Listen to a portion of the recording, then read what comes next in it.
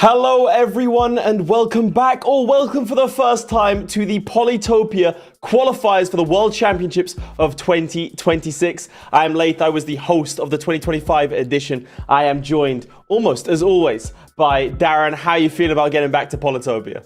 Oh, I'm feeling amazing, man. It's good to be back again after the little break that we had, and I'm excited to see XIN-XI today.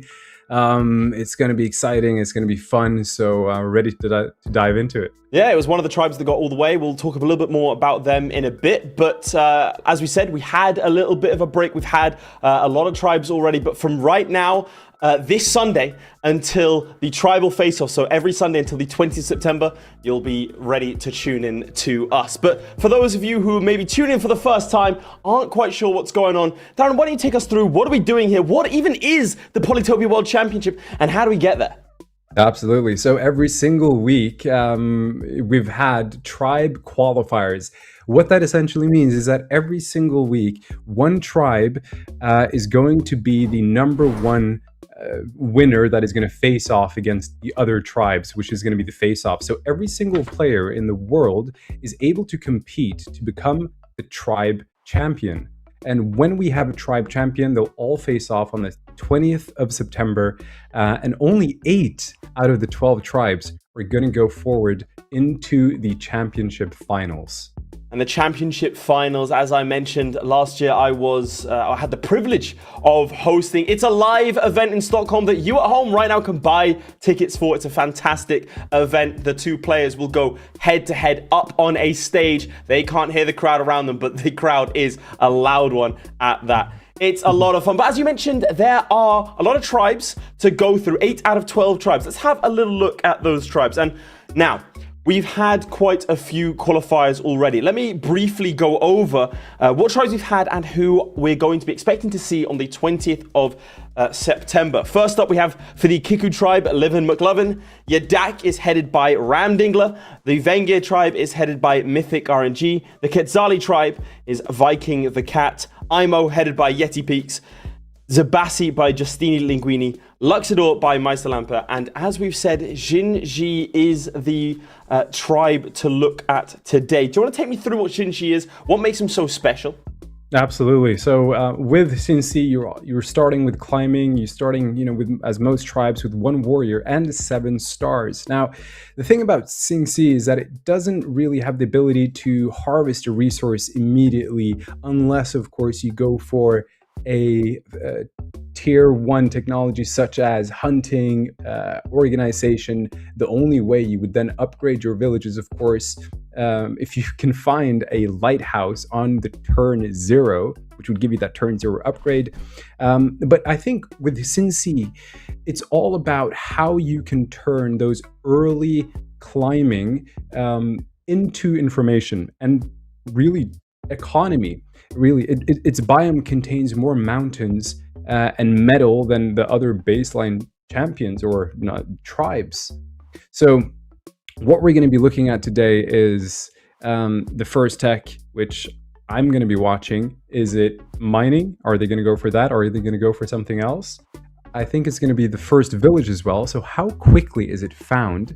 And does the tech that they choose improve both cities? And of course, mountain value. Mountain gives you that defense bonus as well. It helps with a lot of vision, and it can give you some good information in terms of access. So I think this is going to be a very interesting tribe. Last year, we had LeLiberateur. We saw him play really well. The one thing that I always point out is that every single tribe does not like Vengir. So I'm going to stick to that and also say that they don't like the Vengir. Well, it's interesting you mentioned LeLiberateur. If we could take a look at the bracket here, you can see, as you said, LeLiberateur was the champion and actually went all the way to the grand finals live last time. We've seen him in qualifiers trying to qualify with these other tribes. But now he should be back on home territory. Hasn't quite made it to the final in any of these qualifiers, but he has made it to the semis. We should mention that he automatically qualified for the quarterfinals owing to the fact that he was a tribal champion. Just touching on that sort of statistic, we have 4 players who've already qualified out of the 7 that have already qualified, who were at the tribal face-offs last year. 3 are completely new. And only 3 of those are representing tribes they represented last year. That's Meister Lampe for Luxador, Justine Linguini for the Zabati tribe, and Yeti Peaks for the Imo tribe. And out of those, only Meister Lampe went all the way to the final. So now at this end of the competition, we should start to see some names that went to the grand finals. Maybe they'll get knocked out early. Maybe they will be able to retain their thrones, face off on the 20th September for the tribal face-offs and go all the way to the grand finals. We'll have to see. Now, we can see that this first matchup is Mickzoo versus LeLiberateur. Second one, Willibomb versus TI. These are names that we've seen before. The only name from the quarterfinals we hadn't seen previously was Rats, who fell in battle to TI. We'll go with T. So what do you think, out of these 4, I always ask, who do you think is going to take it? Well, I've seen some of the replays actually of these players. We've seen Willibomb as well perform very well in the last couple of tribes that we've seen him in. LeLiberateur is a very strong contender for me, though. He has been performing really well in general with all the other tribes, which shows his versatility and his skill set. And let's not forget about the fact that he did end up in Stockholm last year with XIN-XI. So my bet is going to be LeLiberateur wins with XIN-XI. He did get a sweep against Majak, and Majak is also a very good player. So I'm putting my cards on LeLiberateur today. Okay, interesting. I'm gonna go for. I think it's Willibomb's time. I think yeah, he's got the experience. Willibomb, I'm ready for it. Okay. Yeah, I'm excited to see that. Yeah. I think it's going to be LeLib versus Willibomb, and then I'm going to be shown to be a bit of a Nostradamus, and you are going to consider life choices. How did this guy out Polytopia analysis you? That's going to be the question that I'm going to be asking. But hey, LeLib is the only person to go 2-0 in the quarterfinals. Everyone else has had a match be taken off of them. Shows how competitive. And frankly, I want to point out again the fact that we have 3 all-new players in the already guaranteed for the tribal face-off. We haven't even gone through all of the tribes yet. It does just show that since last year's edition, the tournament has grown. And in fact, we were expecting maybe lower player numbers given the 1-month break that we took. I mean, it's a lot easier to maintain momentum, week on week on week. But this is actually, by only about 10 players, the second highest amount of qualifying participants. Over 1,500 people participate in this qualifier. And if any of the tribes, like for example, maybe you're an Imperious player, maybe that's your thing. Maybe you're an Amaji player. You can actually sign up for the qualifiers. They're upcoming. It could be you that we're talking about. Maybe I'll back you and be shown to be completely wrong when you bomb in the semifinals. But hopefully Willibomb won't do that. I'm going to ask you as well, what kind of early game, in a nutshell, early game, mid game, late game are you expecting to see? Because we've had very frenetic early games, some longer ones. What kind of pacing are you expecting to see within these games? XIN-XI on XIN-XI action. Well, XIN-XI on XIN-XI action, it is a slower tribe than some of the other tribes. You're starting with the climbing technology, which, like I mentioned in the introduction, gives you that vision. It gives you information.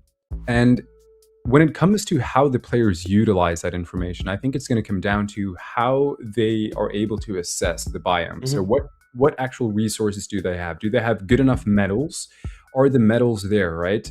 So that they can then put some decent forge spots down. Ideally, you want your forge spots to be a minimum of level 2.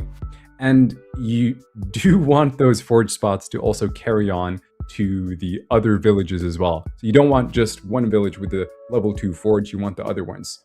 So it's going to be technology choice, I would say. Do they go for the climbing, the mining into the smithery, or do they maybe go for some other technology? And one thing that is not uncommon is hunting, and then into maybe even archery. So then you get the double bonus here. So when it comes to how this is going to play early game, technology choice will tell us a lot about the direction of each player. Mid game, what we'll see here is, did one player go for a very aggressive opener? Did one player go for a very economy start? Well, speaking of the starts, here we go. Our first match of our first semi-final. It's worth mentioning that these are, of course, best of threes. So no matter what happens in this match, we will get to see both these players once again. Maybe even a third time if it does go 1-1. We have LeLiberateur in the blue, in sort of the eastern quadrant. In the north, we have Mickzoo. Take me through their starts and what your sort of initial analysis is here. Yeah, looking at Mickzoo here, it seems like he got a tier 0 upgrade on his capital, if I'm not mistaken. Or maybe yeah, well, I'm just thinking here because I can tell that he got his yeah, no, he definitely did. He got a tier 0 upgrade on his capital. The other thing that I'm seeing here is the LeLiberateur. Both of them got the lighthouse as well. He's got a nice rune, and resources is huge here. This is going to give him a lot of momentum. But in terms of technology here, you have Mickzoo with, like I mentioned early on just before this, he's got a very nice forge spot there that he can go into, a level 3 forge. He can also go into philosophy, which actually ducks. In one of the previous games, we saw him do the exact same thing. He went for the philosophy early on, so meditation into philosophy. We'll see if he does the same here. When it comes to LeLiberateur, he also now needs to consider, because he can afford to go for mining here. And this is a very typical opener that we've seen. Turn 3, hunting to get that first upgrade. Decided not to go for Smithery though, which is very interesting. I think the reason why is he might be saving for something more. So out of the two sort of starts, which one are you favoring? Are you thinking it's a bit even? Because obviously RNG does play a part in the start. Fortunately, we've seen over the beauty of the best of threes, fortunately we've seen over the course of the series that it does kind of generally even out. We haven't yet had, very fortunately I'd like to say, but I think it's just a case of statistics, one best of 3 where it's just like 2 games where instant RNG wins. So on the basis of the starts, which one are you favoring? Well, right now I'm actually favoring Mickzoo in this game. I think that going for philosophy, so he's most certainly going for a little bit of a slower game here. Okay. And you know, we can just look at the tech choices here. He's got hunting, which he got the first turn, meditation, then philosophy. All of his technologies are going to be cheaper. Now, the downside of this is that he's not going to be able to expand equally as fast in terms of his tech that he got. But this is a lot more slower. But I am really liking his first 2 cities there, and the mining and the forge setup. Forestry. But yeah, goes towards forestry here, and mining, and smithery. So he's got an all technology here. This is a very strong opener, so he's setting himself up for a very good economy boost in the next couple of turns. So he's got most of the essential technology here, which is going to give him good direction. Decides to chop, just so he can level up that village there, and he might go for an explorer. No, he does not. Okay. So we know that there is a very tight and narrow gap on the north side there towards the east where they've just met. I think there is not going to be too much action there unless we get some water access, especially from LeLiberateur. Now, with smithery, with mining, Mickzoo has again set himself up for some really good economy here. With LeLiberateur, I'm thinking, how can he then from this position, you know, what can he do here? LeLiberateur needs to consider how he's actually going to get some momentum here. That's the first thing.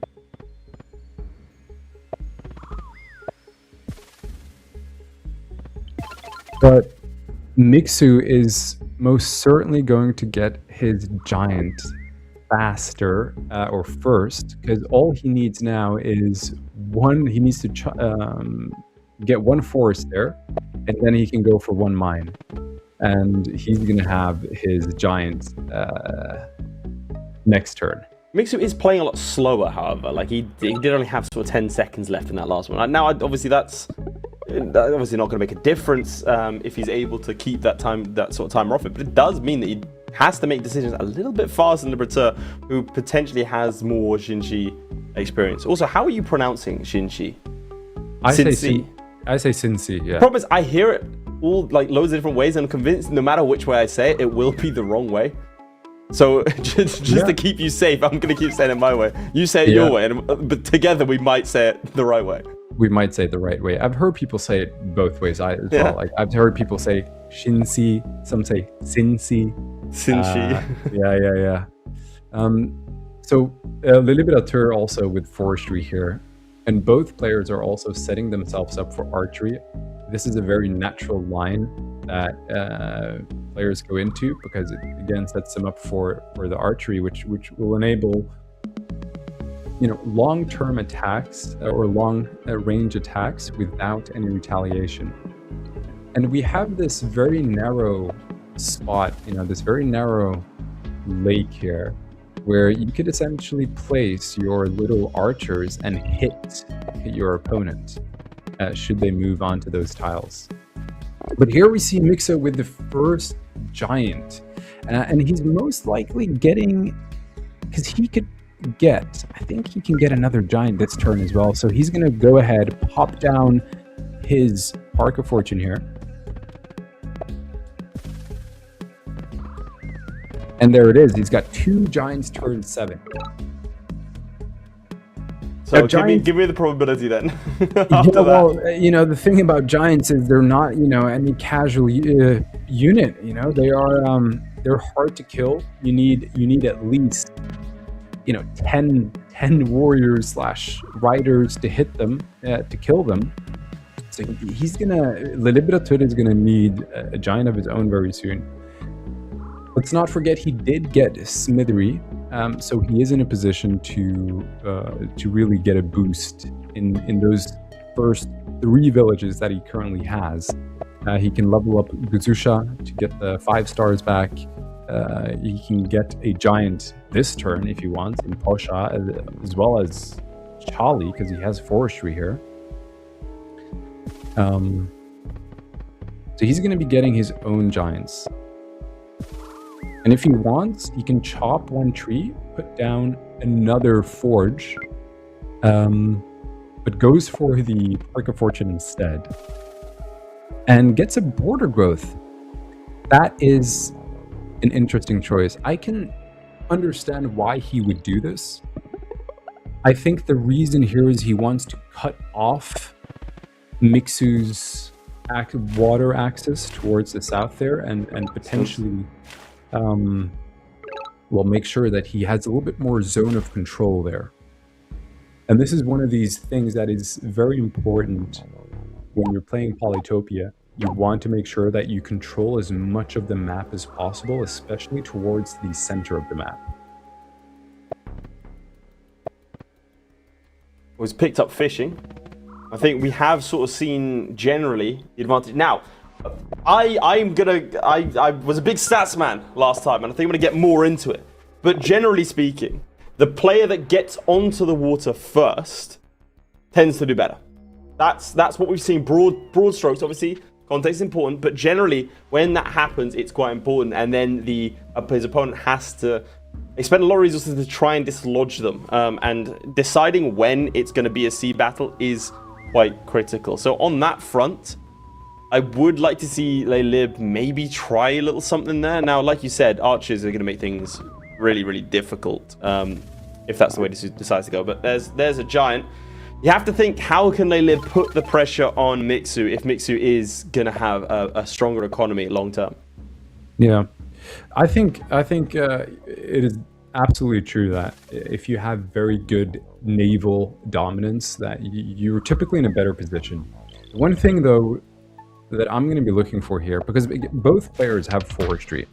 And when you have forestry, you're one technology away from going towards sawmills, although it is quite expensive. But it does give you catapults, which is an amazing unit.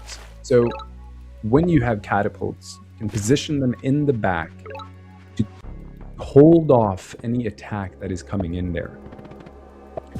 The question now is, who is able to utilize the water and the movement in the best way to kind of get more towards the northeast there, or the northwest, apologies, and even the southwest. I'm looking at Mickzoo, and he really wants to try and dominate the top there. But we have this little warrior by LeLiberateur. If he can kind of get that up and claim a village and possibly even level that up, that would put him in a very good position. Still, I'm looking at the actual layout here, and let's not forget about the fact that Mickzoo went with a philosophy opener. And as the game progresses, that philosophy opener is going to really kick in and make a huge difference, because all of Mickzoo's technology is currently 33% cheaper, which will give him a lot more options, a lot more to work with, and he can get technology faster, and he can react and respond more freely than LeLiberateur can. It's going to become more pronounced, because he's just picked up sailing, and he is on the water first. So like you say, that is then technologies that are going to be comparatively 33% more expensive for LeLib to try and catch up on. It's going to be a tricky one for him to recuperate. Now, obviously, Mickzoo doesn't have eyes on the east of the map, doesn't have full knowledge. And it's worth pointing out as well that oftentimes we've seen explorers turned away by mountains, which isn't as much of an issue in these kinds of games. So both players should tend to have a better grasp of the entire map than in previous sort of iterations. So I'm curious to see how that's going to benefit the XIN-XI tribe in matchups against other tribes. I mean, again, it was one of the tribes that did go to the grand finals, so yeah, it did quite well. Yeah. Going for trade here, I think, is a good choice by LeLiberateur. He recognizes that he needs to get his economy going. He can tell by the score difference that right now Mickzoo is leading slightly. This is going to be, in my opinion, a little bit brutal for LeLiberateur, losing that ruin there, seeing that he has 2 scouts. LeLiberateur has now access to roads, so he could make some connections. And that giant there as well is very scary. LeLiberateur, this is a siege incoming right here. Yep. And if he were to lose this village, then it's going to be very hard for LeLiberateur to come back. So LeLiberateur needs to find a way now. Can he unsiege? Can he unsiege Mickzoo? That is going to be the question here. He has that lone rider. He can potentially try and capture that village there, but that's not going to do much. He can maybe go for the ruin. I'm not seeing, the other options here. I don't think he has, because he's already... Yeah, he's going to go for the village. I'm curious to see... what he would do with that village. Maybe he wants to capture it, maybe try and upgrade that to have a giant there. The thing about the pressure now is that the pressure is real, right? Mickzoo has these giants, and for LeLiberateur, they're really on the defense. He's not really moving them too much. And I get why. He wants to defend his capital. He wants to make sure that he's kind of controlling the water there, because by keeping one giant there on the edge, and this is why I also, in hindsight, I do like the border growth, is that right now his rafts are not able to go past the giant due to the zone of control. So that is a little bit of a protection for LeLiberateur But that giant, yeah, I'm not seeing what this giant is gonna do. Even if he's gonna get close to Blissey, he's gonna lose this. Mickzoo's got 3 giants now. The only way for LeLiberateur to come back is maybe, you know, getting somewhat of a cloak, or going through the back, popping some cloaks. Mind you, he does have he's got the roads, which he can send a cloak all the way to the right, or he can send it over there, unless of course, you know, Mickzoo decides to block. That's a couple of turns ahead. You know what I mean? Like, I think, yeah. I think that again, he can't quite see the amount that's coming his way, right? And like you said, I don't think he can defend the siege. I think he's very spread out. He's gonna have to rely on Mickzoo making a terrible error. Maybe Mickzoo decides to send, I don't know, 3 units for some reason to chase down that rider in the west. I think LeLib is now thinking about what he can do. Like, we've seen him stick it out in games quite long. Again, I think you're right in the fact that he's gonna have to do something a little bit more unorthodox with a cloak, but surviving to that point might be tricky. He's gonna have to pull out a stunning defense here. It's gonna be tricky.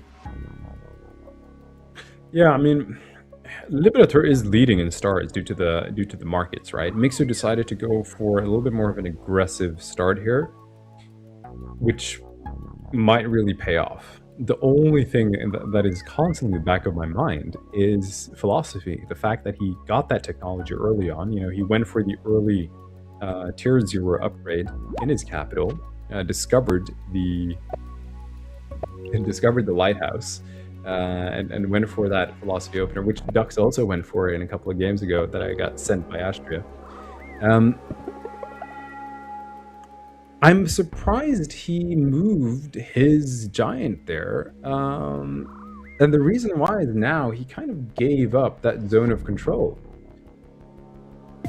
So any raft, any unit is now able to kind of bypass that and even hack down some units that are going to be produced in Chali there, if Mickzoo sees it. But I'm very curious to see what LeLiberateur will do here about this village. Blissey, is he just going to let it be captured? He's going to try and... Because he doesn't have... Well, he could maybe go for a push. Can he not? He would need... What does he need here? He can go for an explorer, get the final lighthouse in that one village.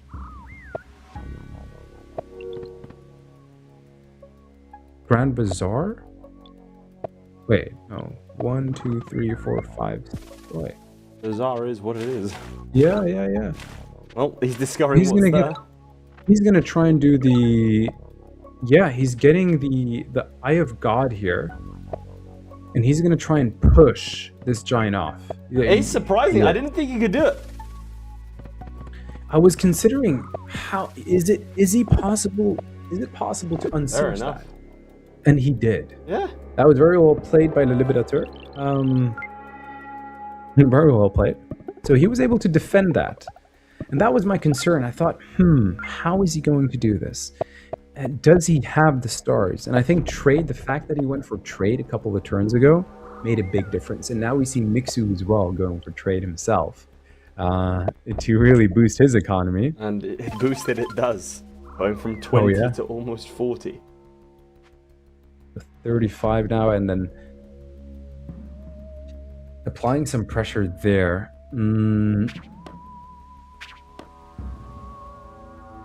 The only question now is that giant. Of course, he was able to save that Lucio.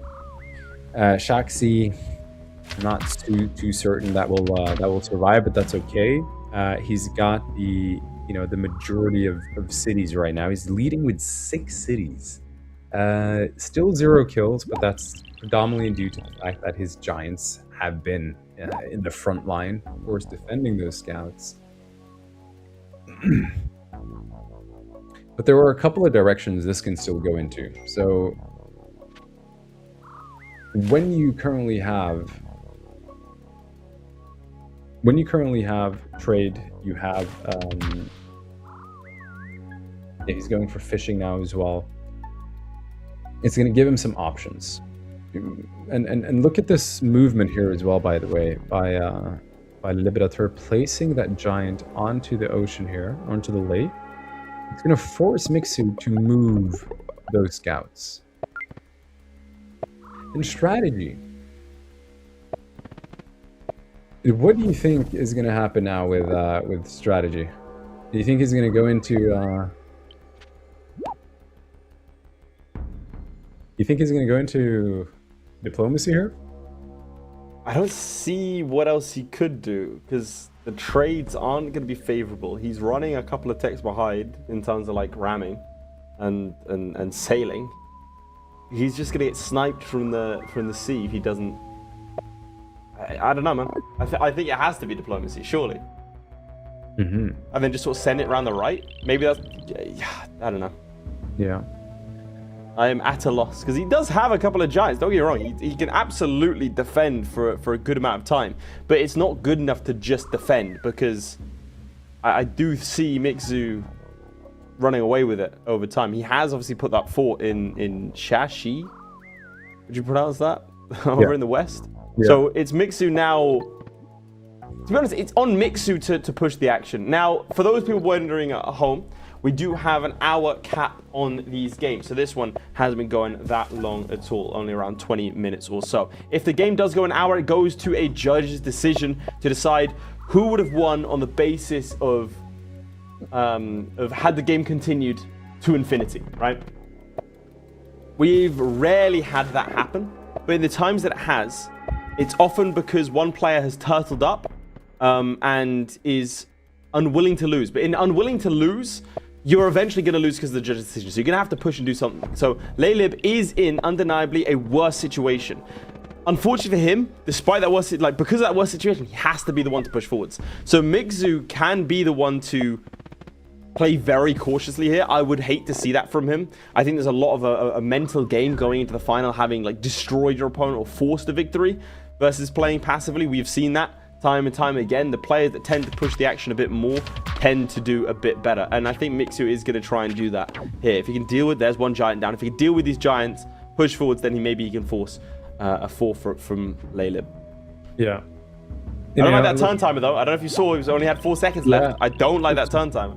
Very, very tight here. Both players 1 minute 30 here. And, let's look at what's changed just in the past turn, right? So, first of all, the LeLiberateur got his wall there, which I think was huge for him to be able to hold on to that city there, giving him the city lead.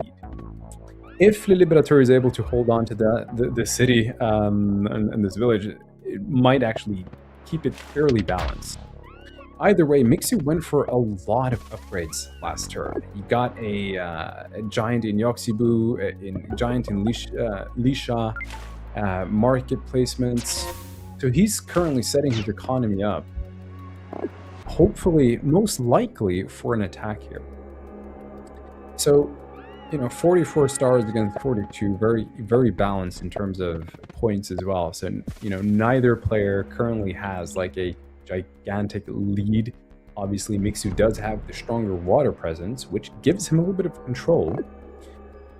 The interesting thing here is, of course, when I look at the scouts that are able to very easily pop these giants from a distance, Mickzoo can of course keep sending them up.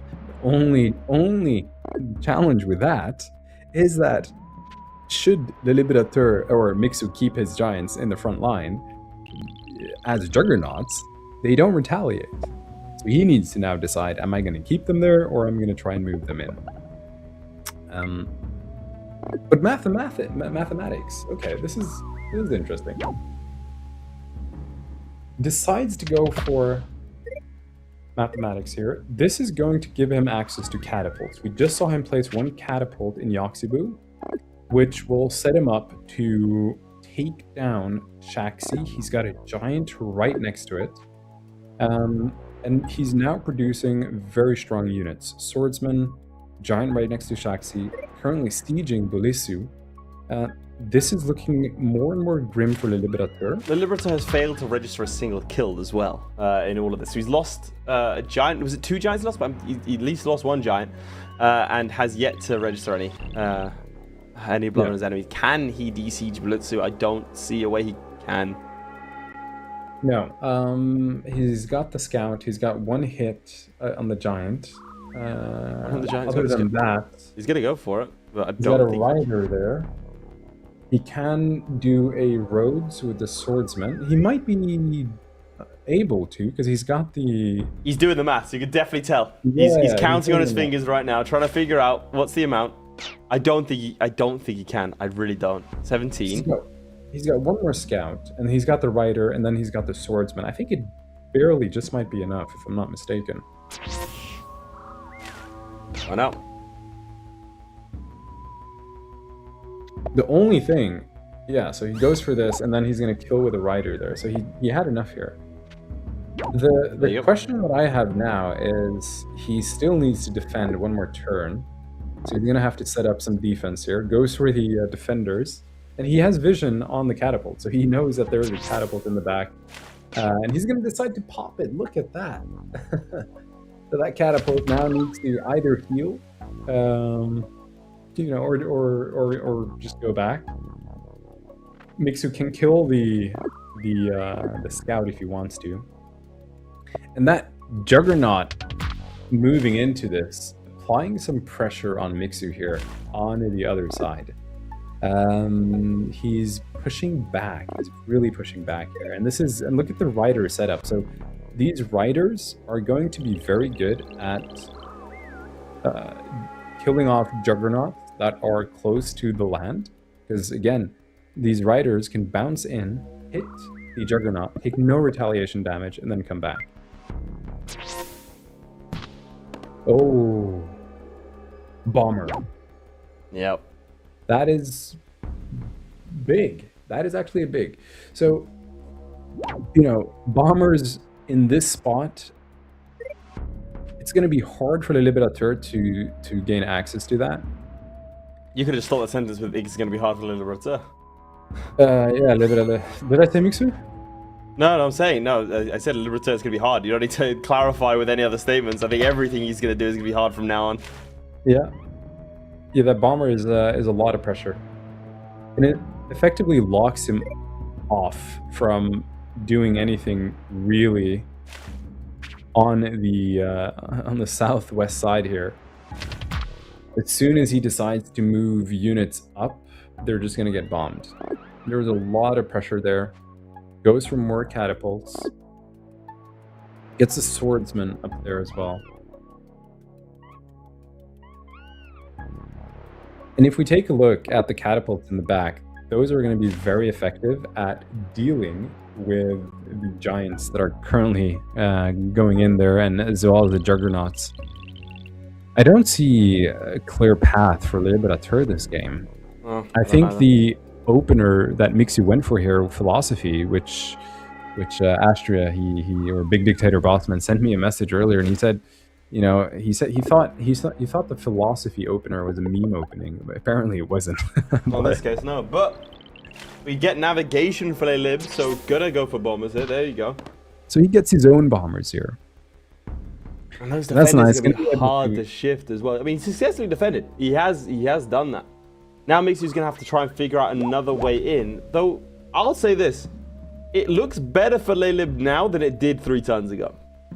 Absolutely. He did successfully defend Mickzoo. I think that was kind of a core moment for him.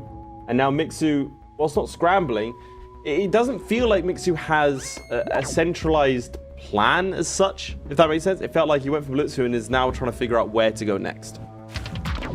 Yeah, LeLiberateur is doing a great job at defending. I'll really give him that. I mean, applying some pressure to kind of hold off for an attack, or from an attack on the northwest side there. Simultaneously, he's got his riders lined up to deal with the incoming threat of the giant. Is going to be able to take that down with a defender. And now, more defenders as well as scouts, as well as, you know, like that back in that small portion of the lake there, he can build up an army that is going to be safe, and when the time comes, he can launch a very offensive attack. The only challenge is, of course, splash damage from the bombers and those catapults that Mickzoo has lined up here. And one thing that I'm interested in as well is to see what Mickzoo will do with the Mindbender that he produced up in his capital. So this can either be a healing station, or it can be a way to maybe deal with an incoming juggernaut that potentially advances a little bit too far. But taking a look at this damage here, he's going to get his killer monument, 10 kills right now. And those bombers are, yeah, really doing some heavy lifting here as well. And it compounds, you know, like we see in terms of the star count, right? They're roughly similar in terms of in terms of that income. But as you said, technology being 33% cheaper, plus all the kills being on Mickzoo's side, means that LeLiberateur has spent more stars on things that Mickzoo has taken away. Yeah. Yeah, LeLiberateur did get a nice little economy boost from those starfishes, helped him out a little bit. The only thing here is, you know, how can he actually, you know, fight Mickzoo's huge stack of troops here? Okay, goes for the bomber despite having 3 HP here. But I guess he wants to kind of prevent Mickzoo from sieging XIN-XI. Because he does have the warrior, he does have the giant. I'm not too sure if it would be just enough. And the warrior all the way up there is not going to be able to hit that giant. So it's, or, I mean the bomber. So that one is safe. But what LeLiberateur needs to be considerate about here is his positioning. And the great thing about the riders and the roads is that he is able to go in, hit those juggernauts as he's doing right now, and not take any retaliation damage. And you take a look at those bombers, they're a little bit too far behind. So they currently can't really hit any of his troops apart from the defender that is down there in the right next to Mickzoo, and the juggernaut, which obviously is going to die next turn. But yeah, I do really like the healing station that Mickzoo set up there. So you look at that Mindbender, he's got the 35 HP giant, 9 HP warrior there. He could potentially move some of his units accordingly so that he can really just benefit from the healing station. So let's see how he plays this here. I think what he will do though is try and heal up his units, consolidate. Because if he decides to go offensive here, LeLiberateur again is doing a really good job defending. Oh wow, okay. So he's setting himself up and decides not to go for the ruin there, simply because he wants to make sure that LeLiberateur can produce any bombers to keep off those giants. And if you take a look at the positioning there of the giant there on XIN-XI, he's kind of he's being choked here. The rider can't do much. Moves that back there, right? And then he's gonna heal.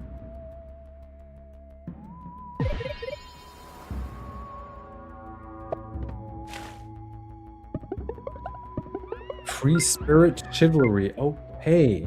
So he recognized that he had a lot of these riders in the back. Maybe he wants to kind of set himself up for a nice chain. The only possible access point would be from the northwest. I mean the southwest, in the middle, you know, close to Yoxibu. He's gonna have to go kind of down. He first needs to, of course, control XIN-XI if it's ever going to connect close to that chunk of land where his capital is, though. Because he doesn't... And this is why LeLiberateur did the wise thing earlier on with that border growth, because if he hadn't, Mickzoo could have gotten the border growth, and then he would have been free to produce bridges So that little piece of land right next to that warrior could have been a bridge, and then the knights would have had a very, very easy path into that area there, which LeLiberateur really needs to defend. But I would say his main objective here is to make sure that he can hold on to those villages that are kind of like in the edge there, you know, Mickzoo and XIN-XI. Although it might be really hard. He's one kill away from Killer Monument. So should he get Killer Monument, gives him a nice little way of getting a giant push in XIN-XI should he need it. He would probably have to go for, what is it, farming? Because he's already placed 2 ports, if I'm not mistaken. I think the bomber is on a port. It is, yeah.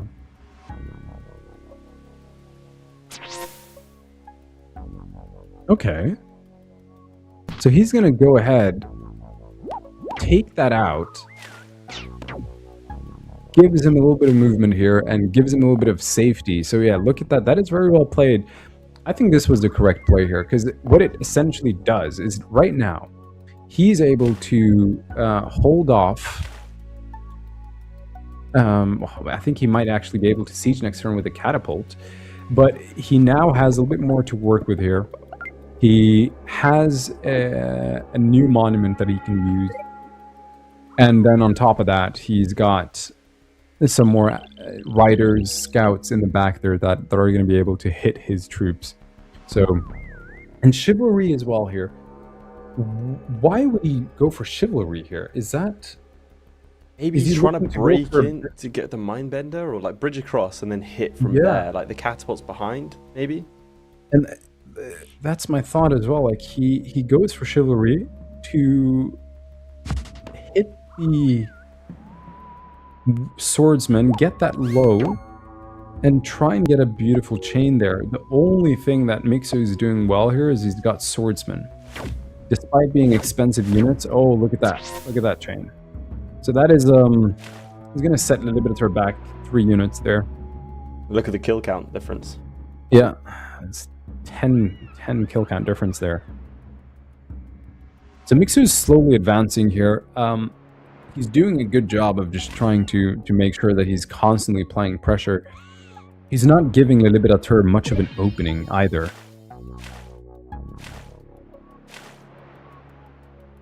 You know, what he's doing really well is just constantly pushing, forcing LeLiberateur into defensive position, constantly being like, okay, I need to defend this village, I need to defend this. You know, we've seen him defend a lot this game. He's defended Mickzoo, he's defended XIN-XI. He's going to have to try and figure out a way to defend XIN-XI as well now.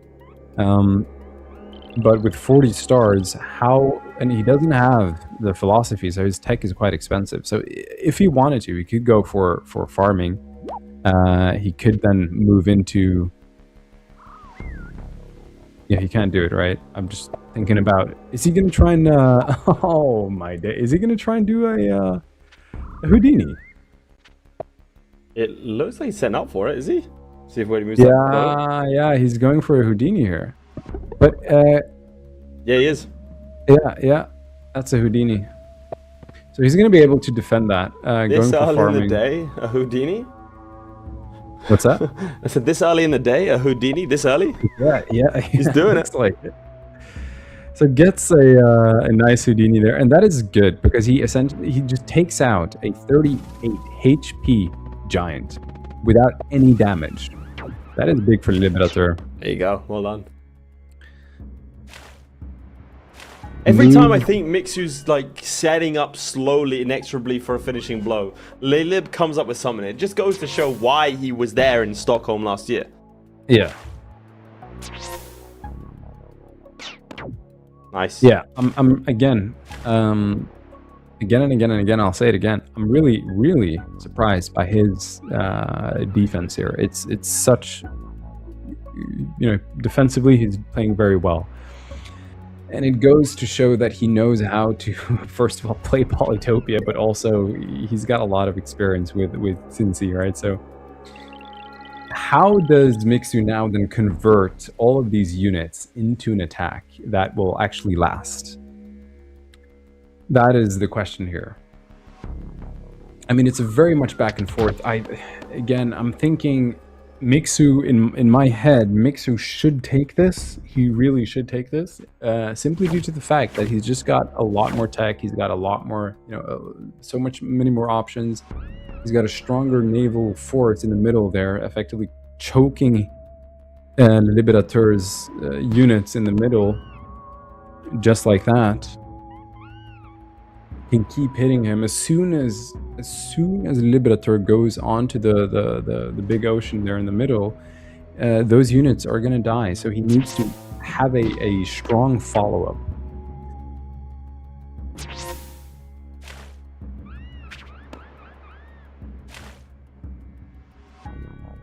Get some vision here. I think that was very well needed for Mickzoo here. Gets a good hit there, surviving that night as well. So 2 giants, 1 knight, 2 catapults. Liberateur is going to struggle to defend that city now. So I think what he needs to do now is figure out a way. How can I then launch an attack, maybe towards the middle? He got chivalry earlier on, so can he somehow convert this? I mean, he could even do it. No, he can't. He doesn't have the knight. But he needs to be able to set himself up for a chain here somehow. He could go for... He could get a bomber hit should Mickzoo make the mistake and place a unit into that port in Rochapo. He could hit it with a bomber, hit with a rider, then get a very, very nice chivalry chain onto all those units. The only thing that Mickzoo or LeLiberateur doesn't know is that Mickzoo doesn't have vision on his capital and those cities in the back there. LeLiberateur doesn't know. So he might be a little bit cautious about producing units there, because he's thinking, well, he could just do a scout, go in and kill those whatever units that I placed there. But what's interesting is where he also placed his bomber last turn. We'll get back to that in a second once we can see, because you can't see it on the map here. That is a very good placement for his defender, because now he can bomb most of his front line here. Okay, so takes out or makes that giant nice and low. That's not going to survive. Gets those bombers there. Okay.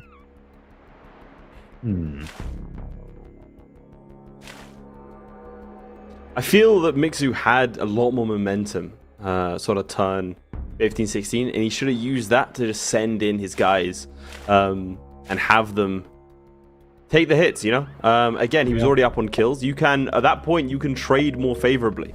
It's less about not denying your opponent any kills whatsoever, and more about, okay, sure, he kills 2 to my 1, but at the same time, I can replace this much easier. I'm forcing a battle here. He can't do... that's kind of what I would like to see from Mickzoo, and I think that's why he's stalling out, despite having 27 kills to Liberateur's 16. He's not been able to concentrate that in one area and take the losses that are necessary for him to push. Now he's facing 3 bombers in that lake in the bottom. He's got all of his troops in that sort of back line, not really willing to commit. No, and I, looking at this right now, what LeLiberateur has been doing is he noticed that he's been getting a lot of pressure from Mickzoo. His job right now is to figure out, because I don't see a way for him to really do a clean sweep right now. So he needs to figure out, how can I set myself up for when the timer runs out to maybe have more stars, more troops, and win based off of time. Oh, okay. Look at that road there. He spent a lot of stars to build a to Highway get for that that, yeah. knight. Yeah, yeah. And you know, those two bombers, or not bombers, but I would say those two rafts in Charlie right there are going to be excellent bombers for later on, applying a lot of pressure to any unit that will be produced potentially on a raft or a port if Mickzoo were to place one, or those swordsmen, or again any unit that is being produced in Poxy. Of course, he needs to produce, create those bombers first. But one thing that I am really anticipating here is if and when LeLiberateur is going to go for a knight in his capital and go for a chain. I think he's quietly setting up for that. Well, you have to set up kind of quickly. We don't have too long left of this game. We have around 14 minutes left until we hit the hour mark, at which point it's down to a judge's decision. So I'll keep you updated on the time. That's something that they both have to be aware of. Again, Mickzoo with 25 units to LeLib's 15. It doesn't feel that way, but those are the stats in hand. Yeah, it's surprisingly close. I mean, LeLiberateur does have the village advantage, the city advantage. You know, 1 city to 6 to 5. Of course, LeLiberateur is down on kills, so you know he's been spending a lot of stars on units. So his trades have not been as optimal as Mickzoo. And yeah, take a look at this now. Gets the rammer here. LeLiberateur is going to have to respond to that. He just has to. Because he's got 2 swordsmen going down. He's got a bomber in the back. Moves his catapult up as well. And he doesn't... Well, look at the knights now. Look at the knights. Let's see if LeLiberateur can convert this into a decent play. So goes for the bomber. Who's he going to hit? He has to hit the... Well, no. There are 2 catapults. Oh, this is a tricky one. I get why he's thinking long. Okay, goes for the rammer here. Realize he has to kill it. He's got 2 knights, so he could send a knight in and then go for the... Okay, decides to kill with the riders. Gets the veteran. Can go for the bridge here. Take out at least 3 units. Let's see it. If 1, not more. 2. Oh, aquatism. Yeah, that's the fend of that bomber. Yeah. Still worth it, I think. Gets that as well. But he can't... I was really waiting for that. Like, you know, can't push though. That's the problem. Like they're both having the same issue where the second they get into each other's territory, it's going to stall out. Again, Mickzoo should have done more. LeLiberateur has done a lot to even the playing field, but yeah, I mean, I think it's getting to be more even. What would you put the percentages at right now? I would say 60-40 Mickzoo. Maybe even 65-35. But then again, if LeLiberateur is able to hold off and kind of punish Mickzoo for making mistakes, LeLiberateur, I can't really point out any huge mistakes that he's been making. Yeah, he's done well with the sort of hand he's been dealt. And the only thing I see is that, again, it has felt like Mickzoo's lacked a consistent forward thrust. He's got control of his lake in the center, but he has allowed LeLib to sort of have his way. But now, that might change things. Yeah. This siege is going to be big for Mickzoo. If he can actually get control of that, it's going to turn the game into Mickzoo's favor a lot more. Units is now gets vision now. Nice. Okay. See, this is what we were waiting for Mickzoo, to have a push. Again, he started to put units in that lake. We saw the rammer last turn. Now he's got the scout this turn in this lake in the south. Starting to make, like, again, LeLib has caught up in kills, but it has put Mickzoo in a better position. Yeah. And with those swordsmen, I mean, those knights, he's not going to get through them very easily. Two big things are, Mickzoo right now has offense on three sides, right? He's got in the middle, in the center, he's got very much control. He's got the siege on Shaxi right now, which LeLiberateur is going to have a hard time on sieging. I'm not too certain if he even can. He's got one bomber that doesn't hit him even. He's got a scout, not enough damage, and a 1 HP defender. And now, yeah, we can see Mickzoo moving in here. Yeah, he can he can make bombers there. Those rafts. He can turn those into rammers.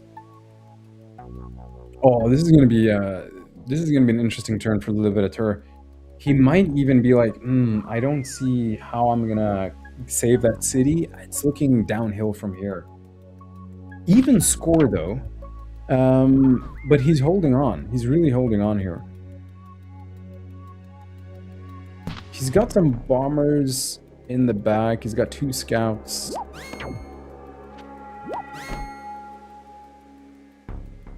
What will he do? It's been the question all game. Because he's got the thing. What Mickzoo is doing well now is he's really pushing from many different angles. Right in the middle, the northeast as well as the west. So it's dealing with all of this. Nice. It's critical a couple of times. We've got 9 minutes until the tiebreaker here, so we've got to do something to show that they have a window to win.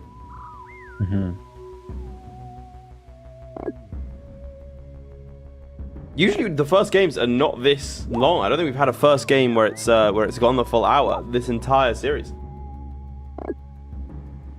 Yeah, nice with the knight in the back there as well.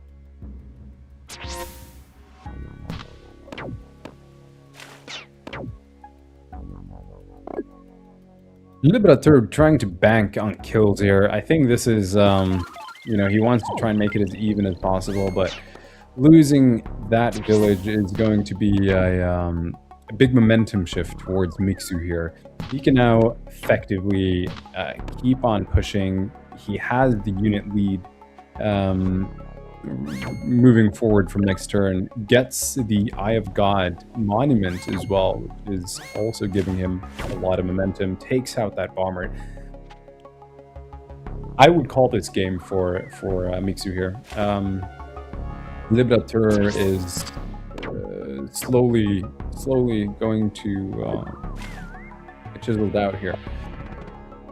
I will give him a lot of props though. He played so well defensively, but just wasn't able to hang on and convert that into an effective attack. He had a couple of moments where it looked like he might be able to snowball into something, but it didn't feel like it's gone that way.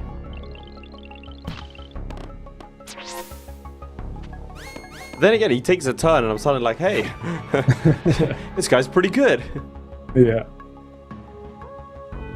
No, he's not giving up.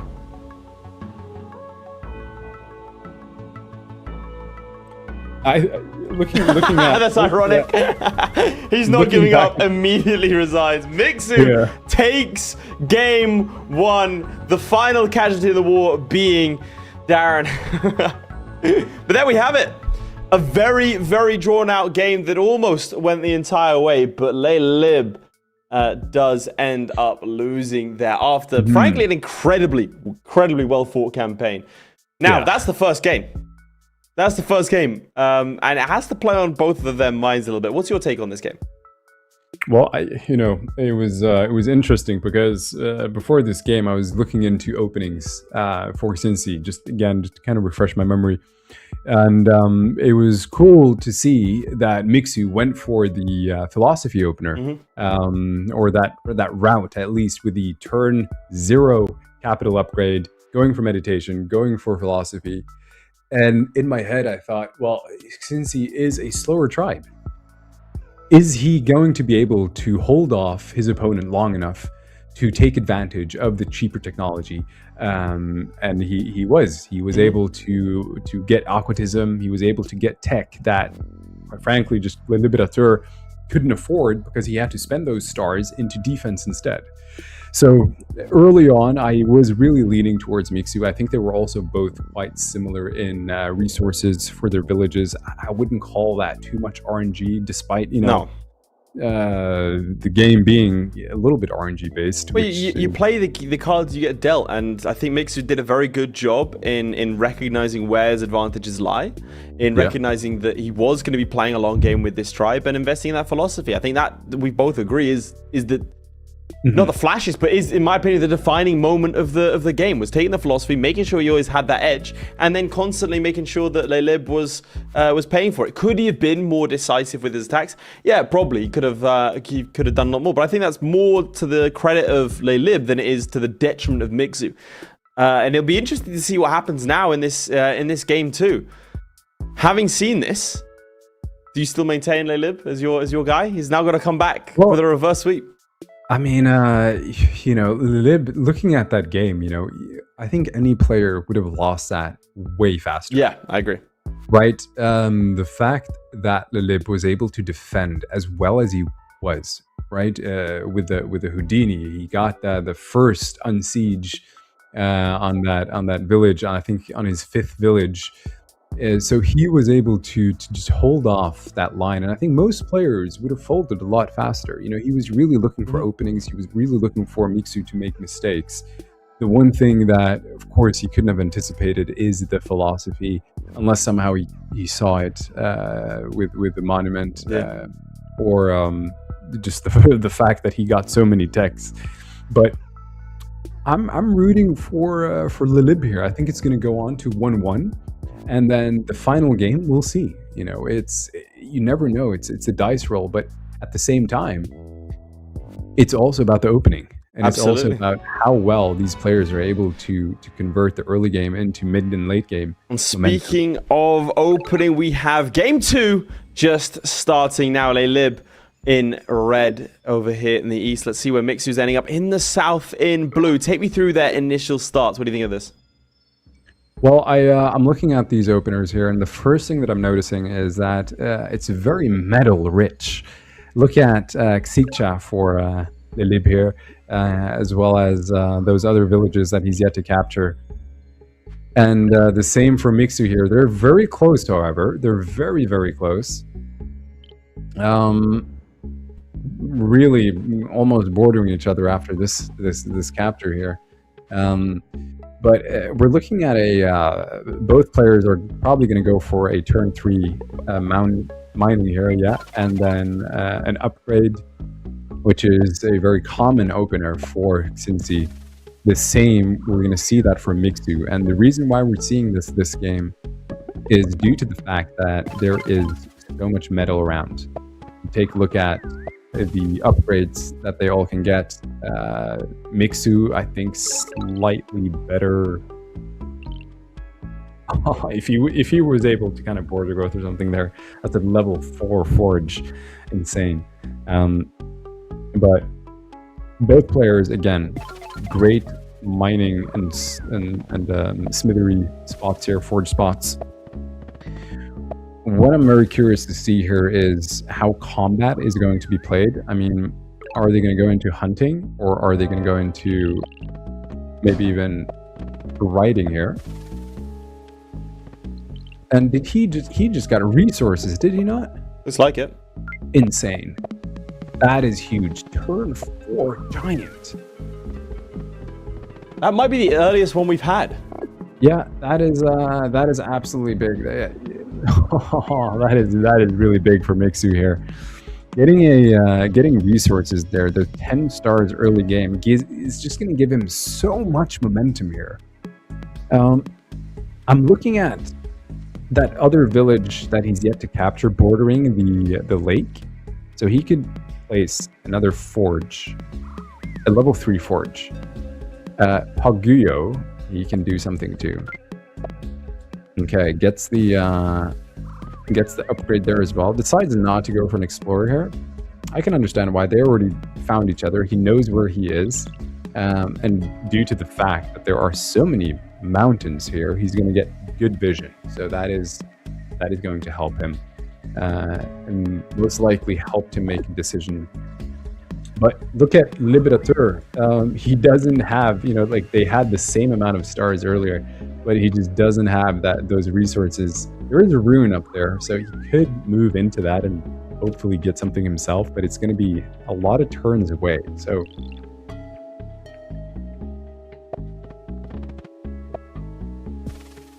and that will be another giant for a Mickzoo here. Ooh. LeLiberateur has to go for Forge here. He needs to move into Smithery. He needs to move into a giant in order to defend that very fast. Very fast. We got 2 giants on turn 5 here, which is very big. Not too uncommon though for, well, that early maybe, but he did get the resources. Okay, so LeLiberateur here is going to move towards the north here. Hopefully getting something really good from his resource, from that rune there. It gets a very nice tier 3 forge. Just doesn't have, he's missing one population to get a giant in Pasha. He is, however, hunting, technology away from capturing that. I don't see him going roads. It is quite restricted. Like, you want to go for riders, roads, if there is space for you to kind of bounce back.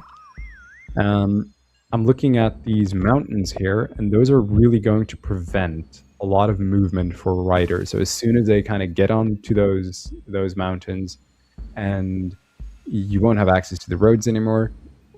But yeah, and looking at the defense as well, though, the fact that we have all these mountains here are a good defense, because you have the defense bonus, right?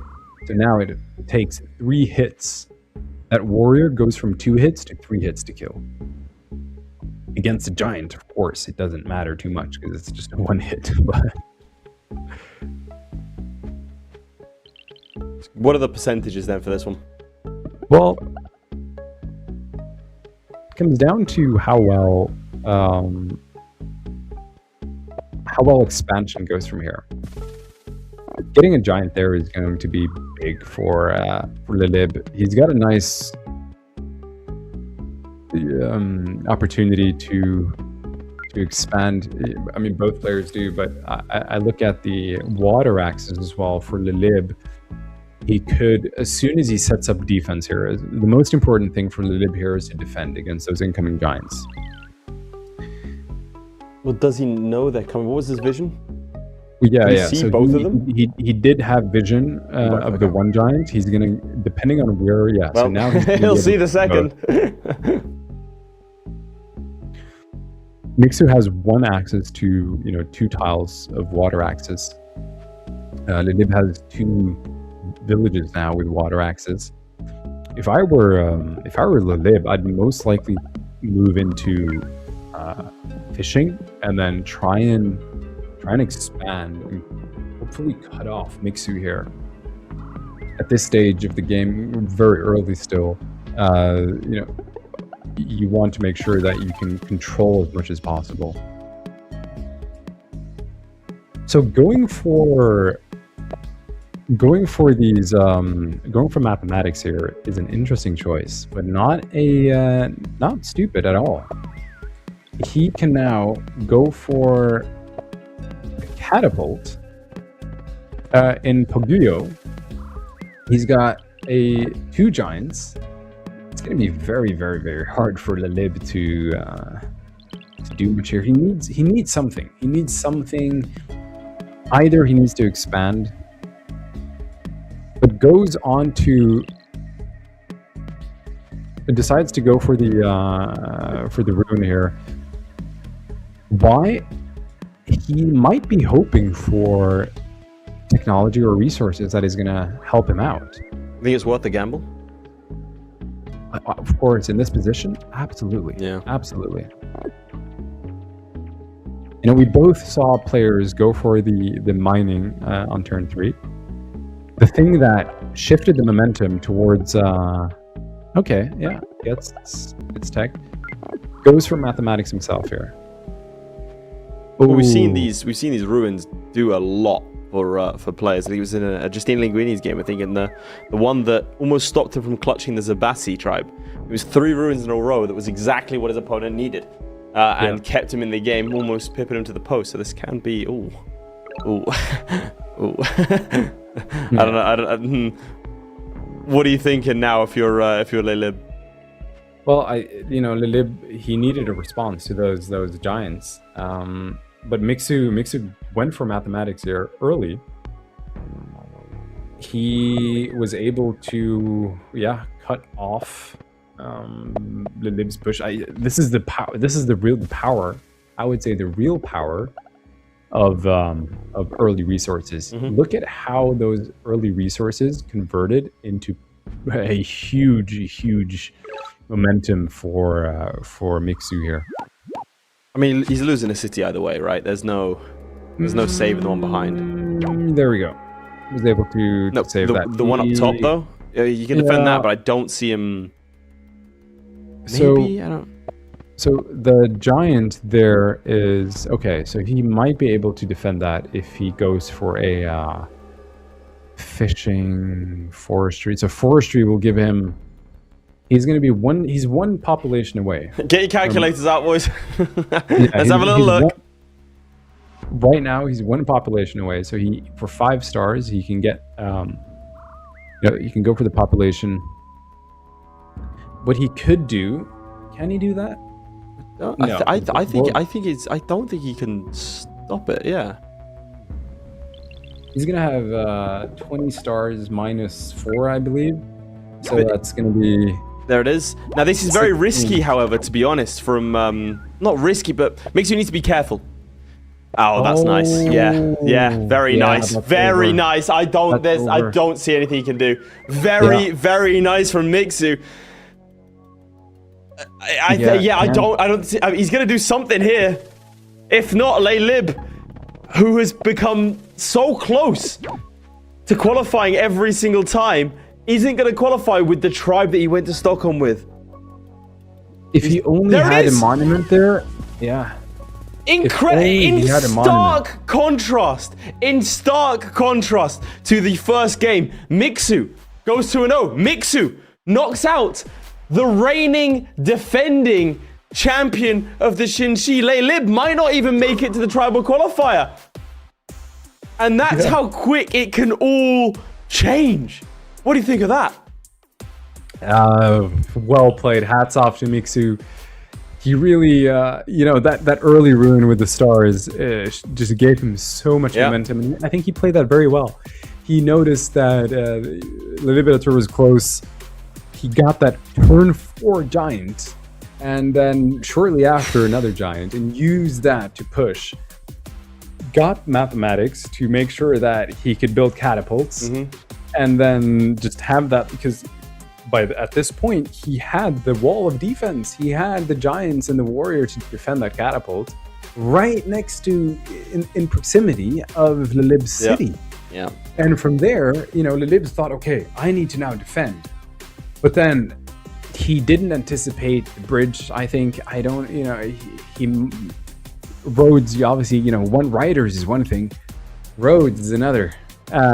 He got the bridge over, was able to take that out. I think LeLib did his best, but hats off to Mickzoo. Congratulations, that was well played. I'll say it's the stark contrast. What we wanted from Mickzoo, we wanted him to be more decisive, more aggressive, and well, you can't deny that is what he did to secure himself in the final. He is just one more game away, one more best of 3 from potentially being the leader of his tribe. But we're going to have to find out who he's up against in the second semi-final. We're going to take a really quick break, but don't go anywhere, because after just a short time, we're going to get into our second semi-final.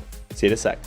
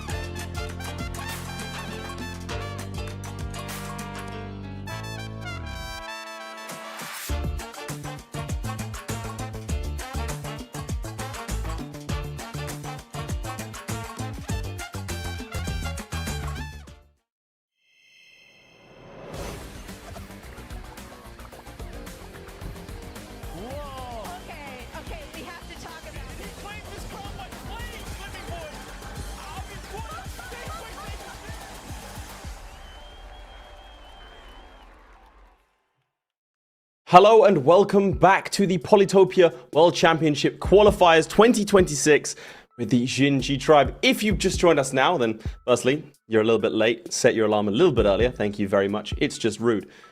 But we have had an electric 2-0 from Mickzoo defeating the reigning, defending well, no longer reigning defending, it should be said.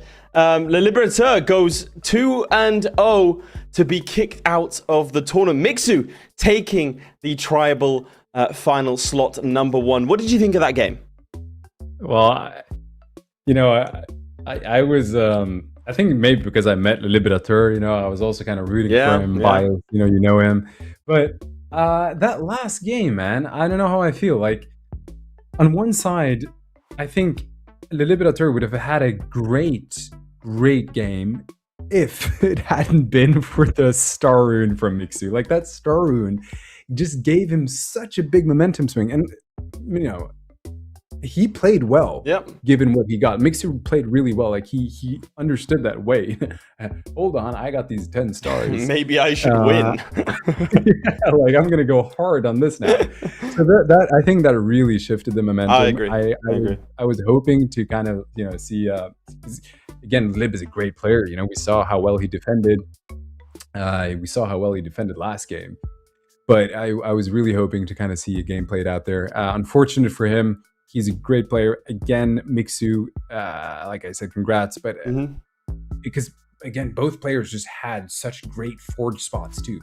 And Lib with 3 villages, 3-star forge, 2-star forge. I think he had another 3-star forge, if I'm not mistaken. Look, instead of lamenting what we lost, let's instead look forward to what we have. Willibomb versus TI. It's a best of 3. We've seen both these players before as they get going. Now we have TI over in the west and Willibomb in the north. I'll hand it over to you to tell me more about what you think of these starts. Okay.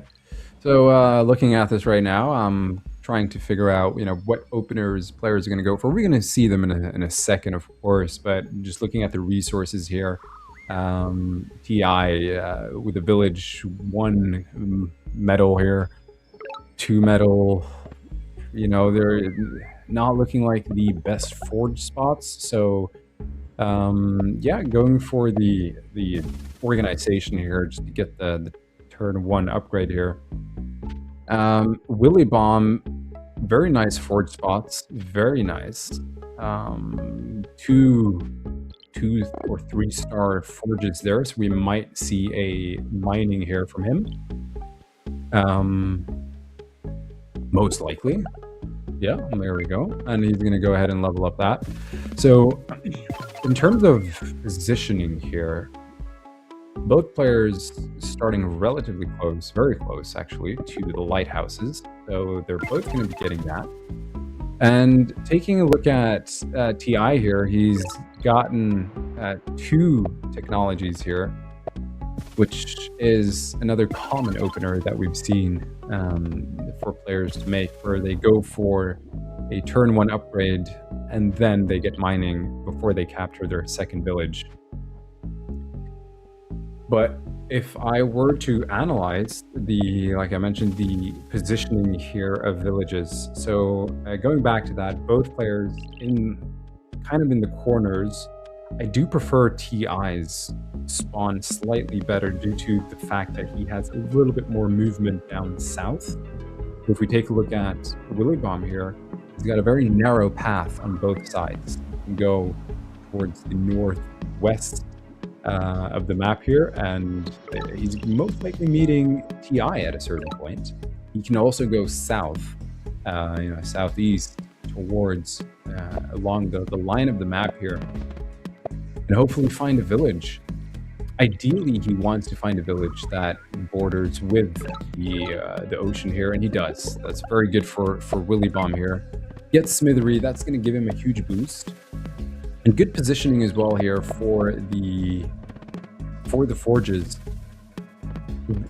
Right where that little hunting animal is, could place a market should he decide to move into riding roads.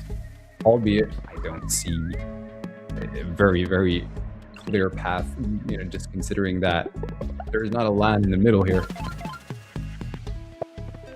But fishing, okay. So recognizes that he has some decent port connections, and those port connections are going to give him very good upgrades for capital. Willibomb with the first giant, though. And he also has a ruin. This ruin can be anything. The only thing that I hope he doesn't get here is a swordsman, unless, of course, there was a village there. Oh, well, I mean, TI does have access to that village, so... But I think both players are really considering, you know, where is my opponent? None of them have found each other yet. Willibomb may figure out that this is where TI is once he moves his units a little bit further. But goes for an explorer here, yeah. And gets the lighthouse too. That is very nice. And he's most likely going to get the Eye of God as soon as he captures that northern village there. That will give him another explorer, and he's pretty much locked down the south. So taking a look at the cities here, he's got 4 cities going on to 5, soon 6. What Willibomb has to do here is he needs to move towards the south fast and capture those villages there. 5 cities to 3 here is a big lead, despite, of course, Willibomb having Smithery. Well, give me the numbers then on the percentages. You've stalled long enough.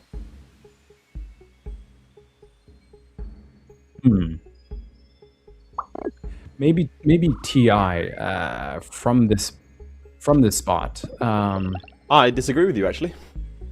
Yeah, I would say it's closer to 50-50, but if I had to lean it slightly, another 55-45.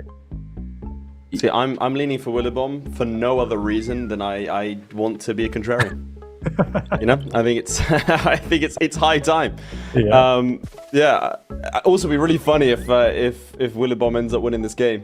Obviously, you said 50-50 basically, given the the curse of the caster that you put on previously with LeLib. So let's see. I mean, yeah. You know, I'm just looking at the current layout of the map. He's putting his hands on. He's trying not to curse it, or no, it's too late. That's it. TI's been cursed. The caster curse has been made. What TI? Look at this. Look at Yolipo, and look at that raft. No, I do agree with you. Yes.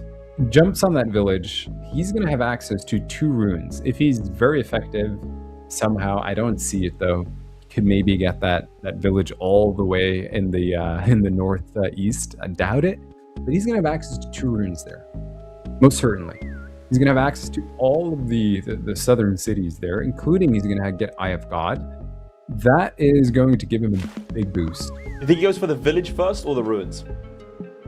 I would assume village, simply because he has vision and he doesn't, you know, he knows that those ruins are not under any threat. To be fair, he also knows that those villages are not under any threat, so maybe he'd like to postpone capturing those villages so that he can have cheaper technology for a turn or 2. That is another possibility. Thinking there. Plus, you never know when a ruin changes everything. It's best to sort of get those done early if possible, in my opinion. Now, look at the difference in fog of war. Willibomb has no idea about... Oh, he's about to. He's about to have some idea of what's going on down south. Right, there you go. There's one. And he finally meets the opponent. Yep. This explorer is very important for Willibomb here. It gives him a lot of information, but not enough. He just doesn't get enough. He doesn't see the wall that TI just got. That wall is going to be massive. Well, wait a minute. He got a swordsman. So earlier on, I thought to myself, he kind of does want a swordsman, maybe, so he can capture that village. TI doesn't have a lot to defend that. He just doesn't. He needs to get a giant there if he's going to have any chance of defending. You know, maybe even a defender, but he's far away from that. I don't think he can get defender. No, I think that northern city might be lost to him. Yeah. Let's see how he responds, though. TI does have a giant in the back. I'm not sure if he can move in with that distance. I'll have to double check that. But get some very nice... Okay, so he gets a raft here. Nice connections. Another giant here for Willibomb. Score-wise, points-wise, stars-wise, very similar. Look at the units as well. TI 1 unit ahead. Okay, look at that. So TI is going to try and lock down what it seems like the village all the way in the corner there in the south. If he can get a hold of that village while also somehow defending that northern village, he's going to be in a very advantageous position. The key word there is somehow. Yes, absolutely. I do think it will be hard for him. I don't see a way immediately. That warrior, it just doesn't have the defense to hold off a giant, a swordsman, and a warrior. And TI recognizes this and is like, nah, I'm out. I'm gonna, hopefully save this little warrior. Save my fella. I don't want to trade. Okay, goes for strategy. He is going to go for defender. There you go. Does get defender. So we were saying he couldn't, but apparently he can. He had the stars, yeah. Just enough, by the way. He's 1 star. 2 stars. Oh, 1 star. In the plus. Now, from Willibomb's point of view here, what Willibomb can do is maybe... Oh, wait a minute. 1, 2, 3. Oh, no, he just can't see Jollypo. If he had a scout, 1 tile further, he could have just entered Jollypo and gotten that. Does he get the siege? He does. Oh, TI miscalculated. Or maybe he didn't. Maybe he just didn't think that Willibomb was going to go for scouts here. But that is very expensive for TI. Because think about this. He just bought strategy just for that, yeah. Defend that, and now it's gone. Along with the walled village. If he's unable to unsiege that, Willibomb, yeah.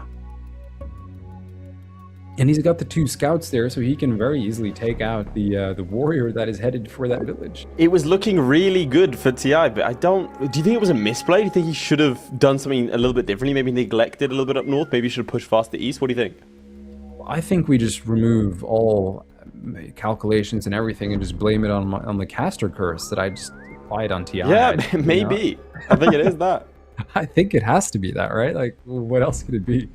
No, TI, it definitely looked promising for him early on. The thing that I really liked with Willibomb's spawn were those great forge spots. I mean, look at the 2 tier 3 or level 3 forges gave him the first giant. And I think what TI couldn't really anticipate was that swordsman that Willibomb got from Maroon. He did see it, but at the same time, the scout followed up because he really wanted to save that city. If he were to save that city, then it would have made a big difference. Still leading with villages, he's going to capture another one. And yeah, look at that. TI recognized that he's not going to be able to lock down that village after all in the north or the south east. So decides to instead secure the village. And I think this is again another one of these. I wouldn't call it a mistake because he's being reactive here. He could have maybe secured that ruin and then gone for the village down south, played it safe. He did make a gamble. He gambled on trying to go for that village there. But what he is doing now, he's recognizing that, well, Willibomb does have all of these scouts here that is going to give him, that's going to give Willibomb a lot of offense, but is not going to,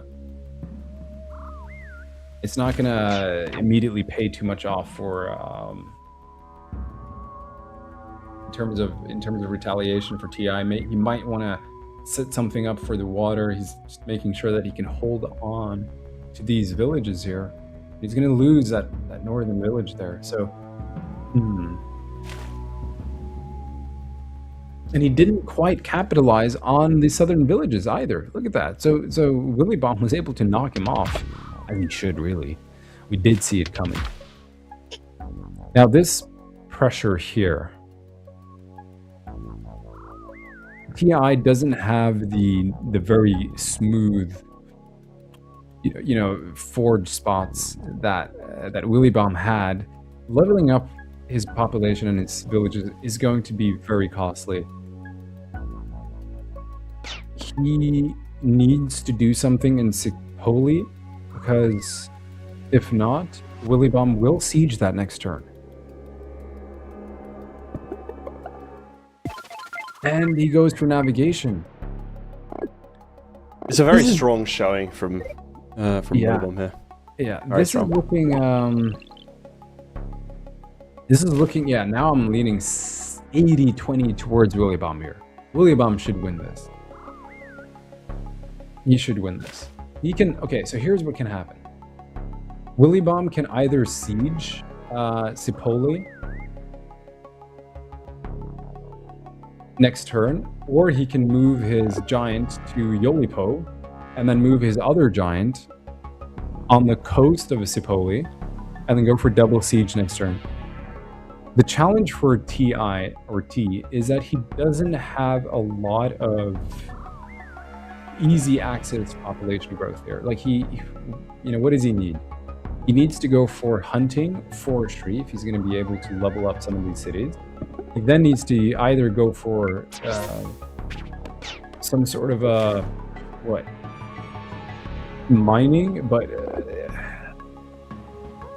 smithery, but that barely gives him anything. He's going to give his capital a level 2 forge. It's going to give Sipoli a level 1 forge. It's just not worth it. Okay, so gets the free siege.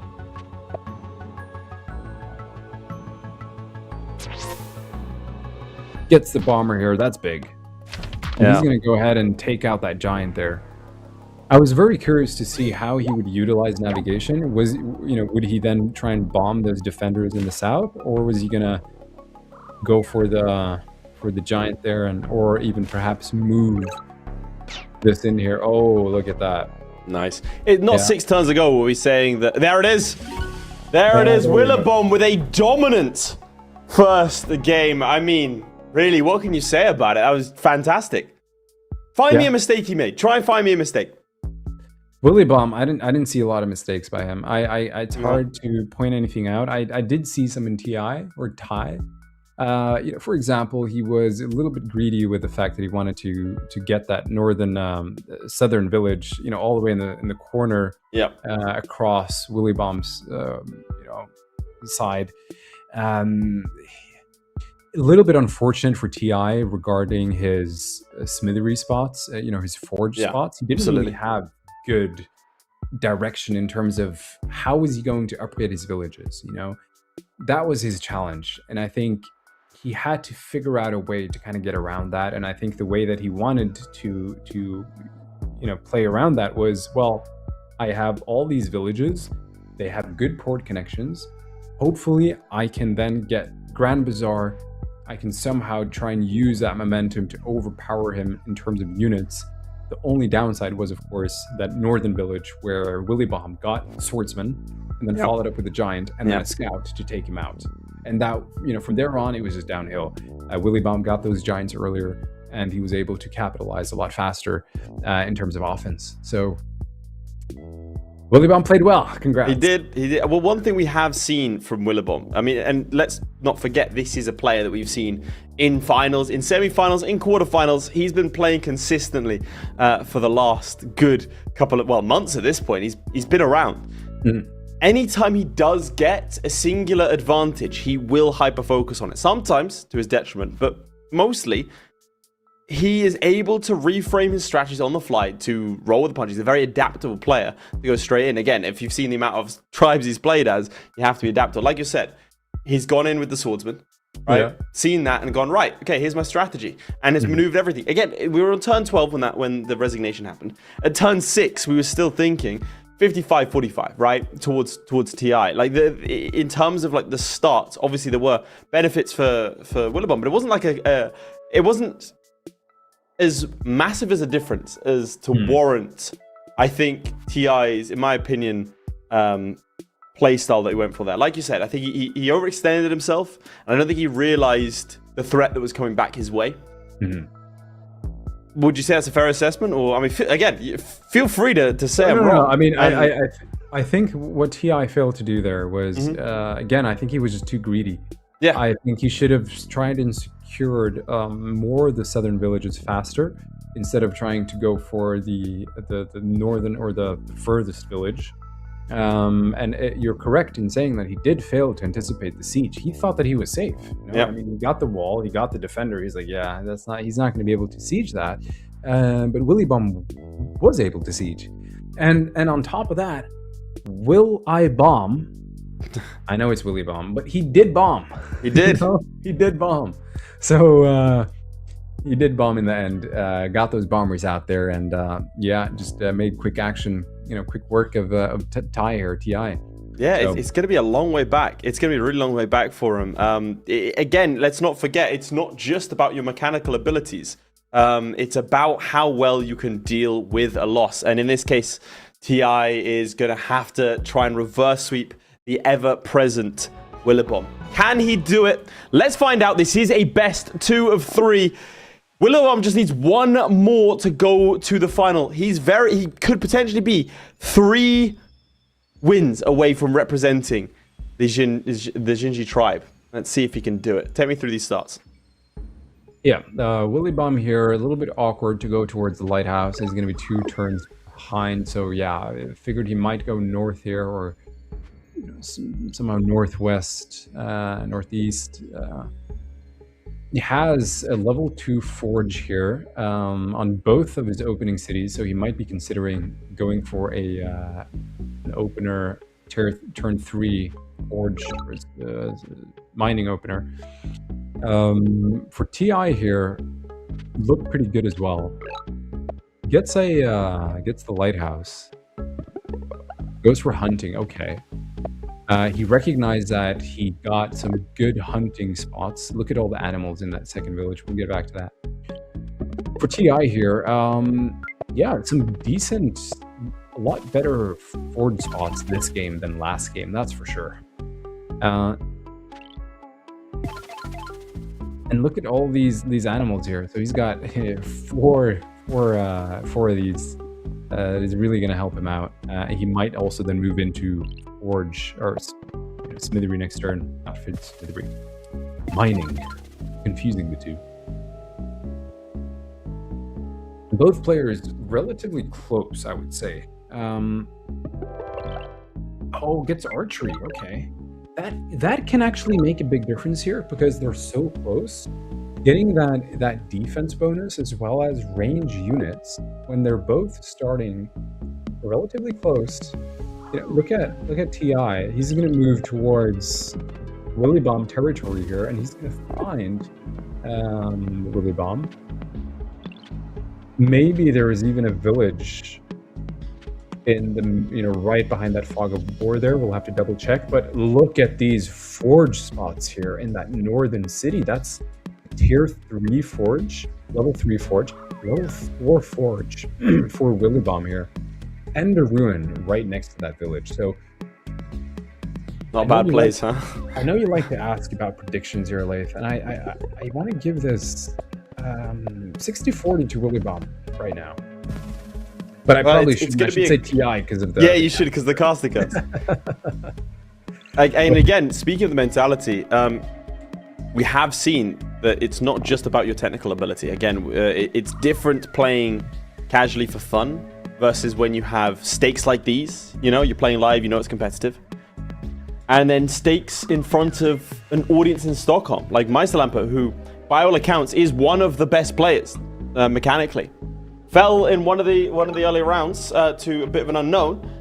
Yeah. And part of that can be chalked up when I was chatting to him. Part of that can be chalked up to, whilst it wasn't head loss or anything else like that, it makes things a little bit trickier. Everything has a little bit more weight. When you're up on that stage, when I was talking to Arthur, when I was talking to Slimming Boy, they feel that sort of sense of occasion. When you play with a crowd in front of you, it is there. And obviously you could be part of that crowd if you grab your tickets today. Darren, I mean, you were, of course, an audience member for that. How did you find it? Well, live in Stockholm was a blast. The biggest thing for me was the community. Really being together with all of these Polytopia fans and watching, the pro players, meeting them. And the best part, in my opinion, was the social activity that we all did after. So everyone who buys a ticket to the World Championship, we're all going to hang out together. We're all going to go together and just hang out in the lounge, possibly even go out. And so it's just, you get to network and connect with other Polytopia fans, which I really enjoyed. But it's the atmosphere and it's the gameplay. To me, it was a big highlight, and it also made me closer to the community, right? Like, this is why I'm here today, I'd say. So very, very grateful for that and for getting to know everyone. But going back to this, I just want to comment quickly on Willibomb's previous turn, where he pretty much chopped all of his trees to go for a couple of upgrades in his capital, in his third village, as well as going for mining. So that is going to set him up for some decent, smithery, I would say. He's banking on going for a big upgrade. I mean, it's turn 7 and no one has a giant yet. Most of this game has been exploring. But yeah, he goes for smithery here. Very well played. I mean, not really well played. The correct play, I would say. But TI, looking at this, he's going to get 2 more villages next turn.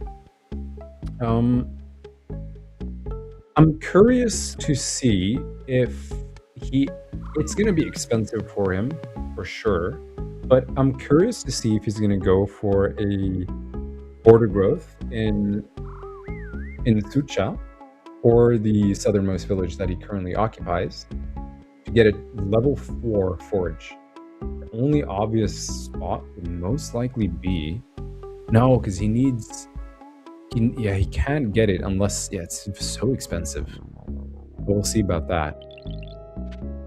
But let's see what he gets here. Goes for this, gets stars. Oh, we're gonna be expecting a huge turn for Willibomb here. Let's see what it does with it.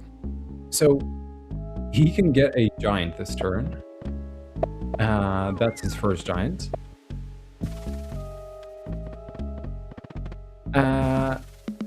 He is... Oh, is he one...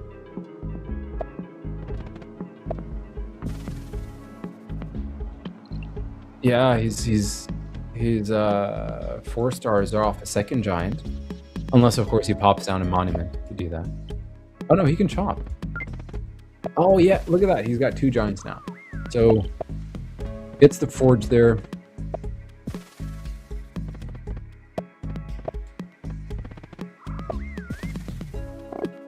That's a big turn. There it is. So you were with right. Giants, this is all about how he's going to now use these giants. He doesn't have too much vision of the center of the map, so he doesn't really know that TI has a very exposed village there. I will say we had some urgent communication telling us that the name is pronounced T. Is it T? TI. Yep, it's T. Okay, T. Oh, I'll say T. Wait, no, you don't have to. You can continue mispronouncing if you want to, but I think there might be a lot of judgment coming your way from both community and frankly me as well. But hey, you do you. You're kind of baiting me into saying keep saying TI. Maybe so. Who knows? Bring it on, man. Come on. I'm just gonna stop beeping in the middle of the cast. What do you think of the multiple cities that T has here? Well, TI is following up with some good. He's got some good forge spots here. Level 2 forges. his Shaxi village here. Tai has another great level 3 forge. One thing that he needs to do here is he has to figure out a way to, first of all, maximize his position on the map. Like that explorer did a lot, though. He was able to find those villages. He might get those before Willibomb. I think he will. Yeah, so there is the fishing from Willibomb. I was expecting that because it's going to give him, you know, he's really restricted. If we take a look at Willibomb's axis here, he can move, you know, land movement is pretty much capped to the edges of the map. So he can go on the southern side, he can go on the northern side. But let's see where this piece of land in the middle there goes. I don't think it will connect to anything. I think it's just water all the way. So we might have a naval game. And look at Willibomb as well, going for the archer. So he's like, nah, I'm going to prevent you from getting that lighthouse, buddy. I'm not giving that to you. Let's see what T does here. T doesn't see the archer. Oh, that was big. Is he going to go for the border growth? That's the question. That's what I'm wondering. That's what he's wondering as well, by the looks of it. He got it for free now. Because then it's going to give him a level 4 forge. That's pretty big. And he just, again, got it for free. So, yeah, there he is. Recognize that he could really capitalize on that. So T has some very nice, he has very nice access to water, 3 villages currently. And the only downside is, of course, he needs roads to connect that to his capital. So it's going to take a second for him to you know, get Grand Bazaar here. He's got 5 cities. He's certainly getting that final one up top there. Gets 2 giants of his own here. And taking a look at the score, we're back up very equal. And look at that humongous forge, 4. That's big. So 3 giants now, and he could even go for a 4th. Yeah, go for he is. Why not? So if I'm T in this position, I am actually moving into on the water. Most certainly. I think that is his spot here. Earlier on in the game, I thought, okay, well, both players are going to be so close to each other, but the axis there is so short, like it's so tiny. There's 2 tiles of movement. And as we saw, there is the land in the middle there doesn't connect to anything from last turn. It just doesn't connect. So this is going to be a very naval-heavy game. Takes out that troop there. And gets the first kill, too. Okay. Turn 10 with just 1 kill is cagey. Yeah, I mean, they started very far away from each other. It's unsurprising given the spawn, but yeah. So it's... Have your percentages been amended since the start of the game? Well, I was. It's not like I was. Right now, I'm thinking still very, very even. I haven't seen the early. Tai. I haven't seen him play yet. Willibomb, I'm super familiar with. So he's gonna get another giant there as well. So both players currently up to 4 giants each. Very even in stars as well. Let's see if T decides to go for fishing here. He sees the raft. He has to go for some sort of defense on Sucha, maybe a warrior, just to kind of like make sure that Willibomb doesn't steal away 4 stars next turn. Either way, you wouldn't be able to hold it. Of course, he has a giant right next to it. The Willibomb doesn't have vision. Doesn't have vision at all of that middle portion there of Sucha. Willibomb is most likely going to secure the village that is 2 tiles away from him there on the left. Defenders. Yeah, I never like seeing defenders. I'll be brutally honest. Sometimes they're the right thing to do, but it belays a defensive mindset that I cannot get behind, I'm afraid. You're a very aggressive person, aren't you? I'm afraid so. It can be objectively the right choice, but you can't pick it out of morality, I suppose. Principle. Well, I would argue that defenders are great for water naval combat. Oh, I agree. It's fantastic. It's the right move, but it's immoral. It's interesting to talk about vision as well, because neither one of them really has too much vision on the other one. They don't really know the layout of the cities or what's happening. So I think we're gonna get a slightly cagey game until they can kind of get a little bit more vision on one another to sort of see what's going on. I think you're correct. Yeah. It's going to be a naval game. I mean, look at the shape of the map. It's kind of an inevitability. I think it's only when they both really commit to the water that they'll start to get a sense for the game. Yeah. And with Willibomb now having vision of Gusha, it's going to prevent, because with Tai going for strategy, he's close to cloaks as well. I wouldn't be too. The probability of maybe Tai going for cloaks here is, I would say, is high. But goes for roads here. Willibomb can get a couple of good market spots here. Level 5 market, level 4 market. Tai might go for some, is he gonna go for border growth? No, okay. Maybe to cut off. I guess the second giant here splashes onto that. Yo, look at that. Look at that. 3, 4, 5 giant concentrated in the middle there.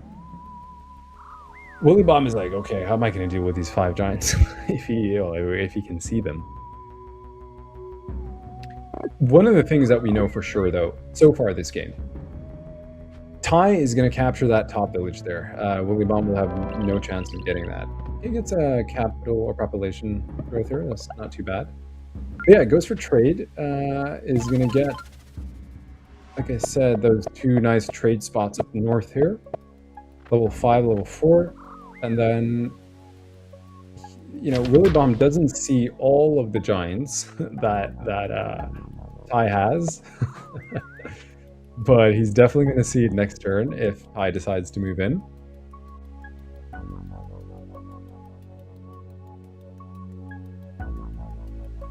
Like I've invented a third way to say the name now. You've invented a third way. Tai. You're going for T-I. T, his name's T, and you're going for Tai. I'm going to go back to T-I. I like T-I. Yeah, fair. Well, we've got a little bit of vision now. A lot of vision, I should say. Like, do you mind? Yeah. It doesn't matter now. Worth mentioning that the players are not able to watch the stream because if they log in, then there's a 20-minute delay. And if you are getting your information on your current Polytopia game from what your opponent did 20 moves ago or 20 minutes ago, then probably the World Championships isn't for you. Now, what do you think Willibomb's thinking, having uncovered a bit of vision there? Well, that vision, again, just didn't discover the 4 other giants that TI has, right? So he got some information up top here. That is going to help him. But I would say he needs some vision in the middle here.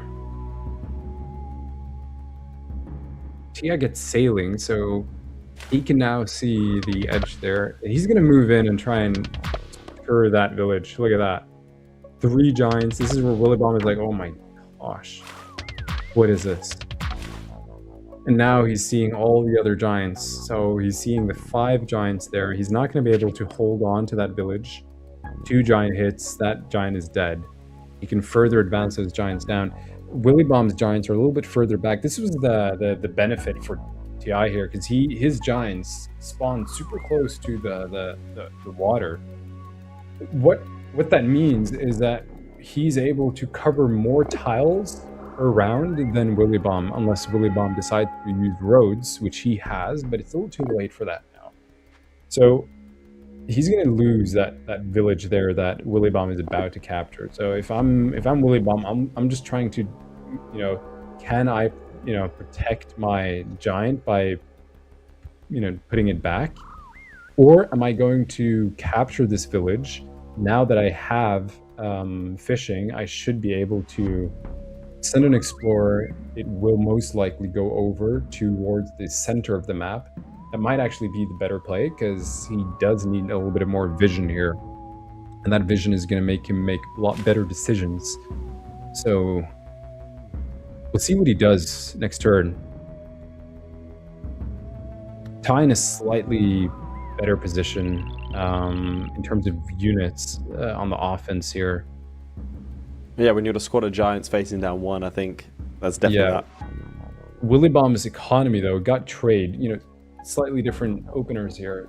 Looking at TI strategy, right?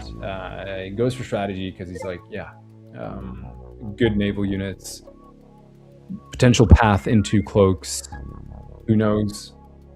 You have Willibomb, who decided to go for trade to realize that, well, this is going to be a slower game. We're far away from each other. There is a huge ocean in between us.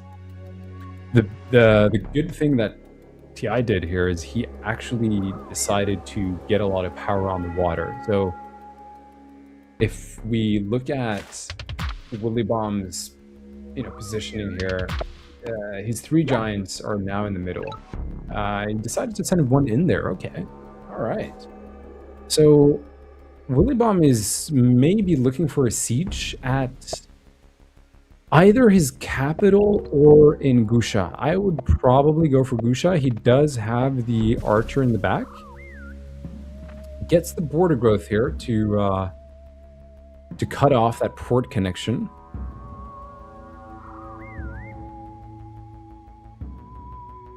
Because TI doesn't have roads yet, so he'd have to spend that on roads instead. He wants to connect that city, but he's going to be up to 6 cities next turn, so TI could go for a Grand Bazaar. What's the giant count on both sides? We're seeing 6 on T's side. Yeah, doesn't he have 5? I'm seeing 2 in the water, 3 on the... 5. Yeah. So, and Willibomb has 4. 5, sorry, 5, yeah. Both have 5. The 1, 2, 3 right next to that center village. And then 1 there, yeah. So decides to go for this. He's gonna chop here, get the animal, chop. Oh, okay. But is he not gonna try and go for an explorer? No, I think he's just burning it as much as possible. I would probably go for an explorer here just to... Okay. What would his reasoning be? I understand why he would chop. Because he's not keeping that city, right? He's not keeping it. And it doesn't have any... It's a very awkward city because it has 1 farm. It's going to be a hard city to upgrade. And look at how fast TI decided to move there. He already made his decision. Yeah, he's playing a little bit faster than Willibomb. Now, will he go for a? Will he go for roads? Is my question. He's not forced to. I mean, what does road effectively give him? It just gives him Grand Bazaar. Yeah, he's gonna try and hack down those giants. Oh, went for the siege instead. Okay. All right. That's an interesting play. I would... Yeah, he didn't see the 2 giants in the back there, so it makes sense. Forcing Willibomb to respond by killing that, and then what he needs to do here is, he's not going to be able to produce a unit there either. Both on 3 kills, both on 6 cities, very even unit counts. TI slightly leading.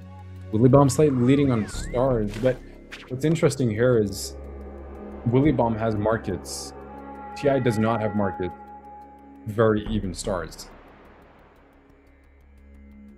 Goes to show how he's been upgrading his villages very well. See how Willibomb responds now. Now, I have to recant my earlier opinion, because that's a defender, but used offensively, and it's kind of causing a paradox for me. What do you mean? He pushed the defender. Again, I told you, I'm morally against defenders, but he pushed into a city with it. Yeah. Did T. So I'm having a bit of a paradox myself. Reconcile that later. That's a great thing about defenders too, man. Like when you siege with a defender, just oof. Right? Right. What do you think Willibomb needs to do here to sort of to take back momentum?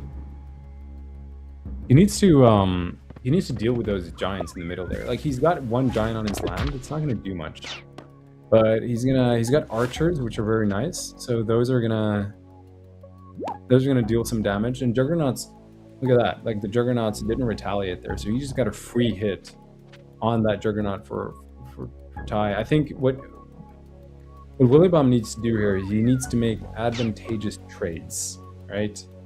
He needs to be able to trade effectively, make sure that he doesn't lose too many units, and hopefully can take out these giants without losing too many units himself.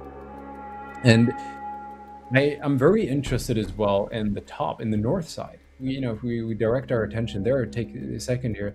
He's got 3 giants up north. The Mickzoo village, similar to Liligu, is very resource poor. 1 farm, 1 fruit, a total of 3. He could put some ports down and then a monument to get a giant there. But he needs to find a way to defend that. The question, of course, is it worth defending? We'll see how much attention is being directed at that village. It takes out the giant there.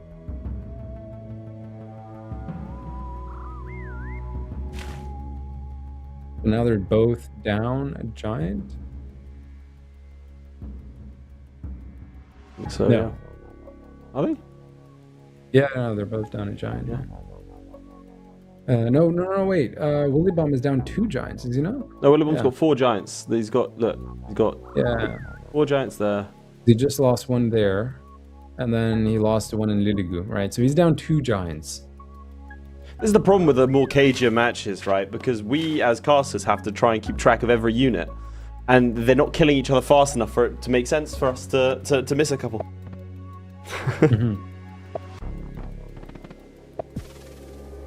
Where do you think the main push should come from? Oh, I think he was hoping for a lighthouse there. The main push, I think, right now, I mean, you take a look at how and where his units are placed. He's got 3 giants, which are very isolated on that village. There is no immediate access for, because if it hadn't been for that little piece of land there, that would have been brutal for Willibomb, because TI could have sent rammers, he could have sent scouts down the coast there on the north side, the northeast side or west side, and he could have easily taken out a lot of those units and dealt with those rafts and whatnot. The thing that TI has to do here up north is he needs to decide now, is he going to move his giants down, or is he going to move those giants onto the water and then somehow launch an attack on that northern village, or northeast village there, Mickzoo. And then of course you have a bulk of units down south as well, which we're looking at right now. TI is likely losing a giant or 2 here even. I wouldn't be surprised to see his 32 HP giant move right next to Sucha if he can. Maybe he can, due to the fact that there is a scout which is in his zone of control, right?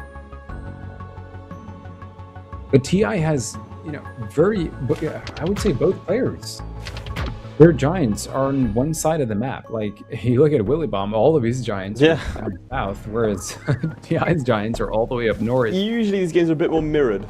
Yeah, yeah. So there is a bit of distance between them. Now, if I were to, think, okay, well, can Willibomb?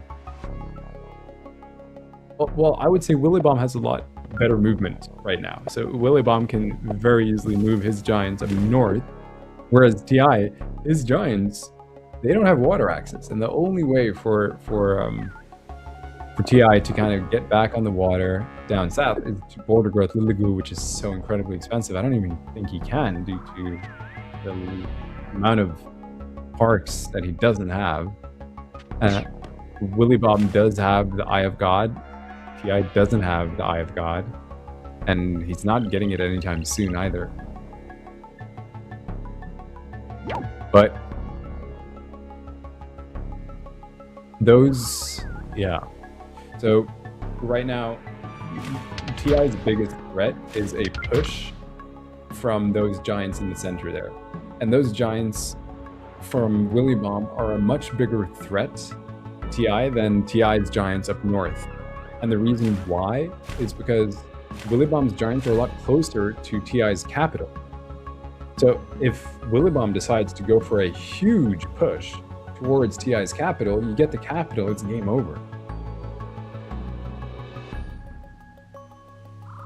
You control that portion, it's going to be very hard, and it's...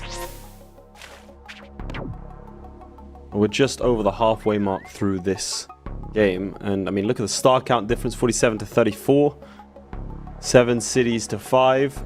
It's interesting that front. So even in kills.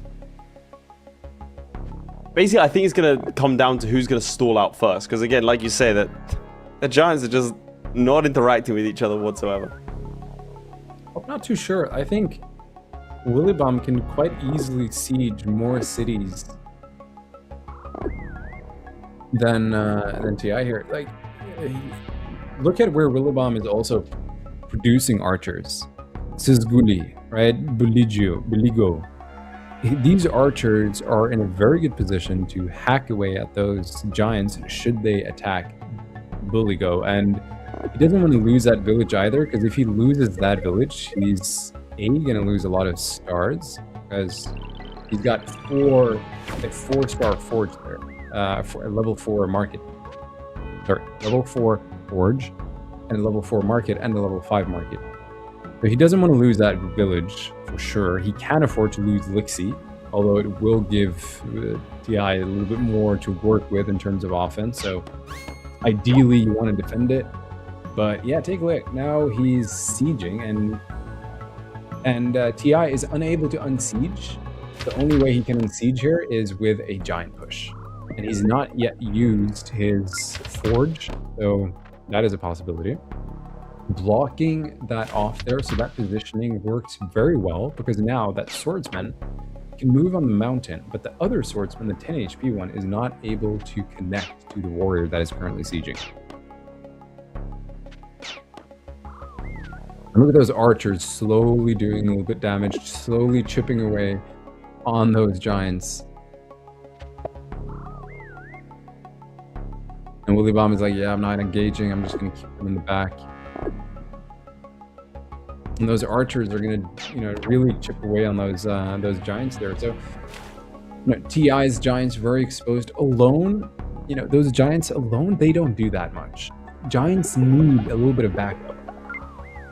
And look at Willibomb going for ramming aquatism, which really tells me that Willibomb wants to dominate the Navy here in the naval aspect of the game. Well, he's not facing off against much in the center. Obviously, he's got problems in the north, but he does have a couple of times where it feels like he's almost unopposed. Yeah. Or there's some token resistance. So with aquatism and ramming, well, he can do a lot here. Yeah, navigation here.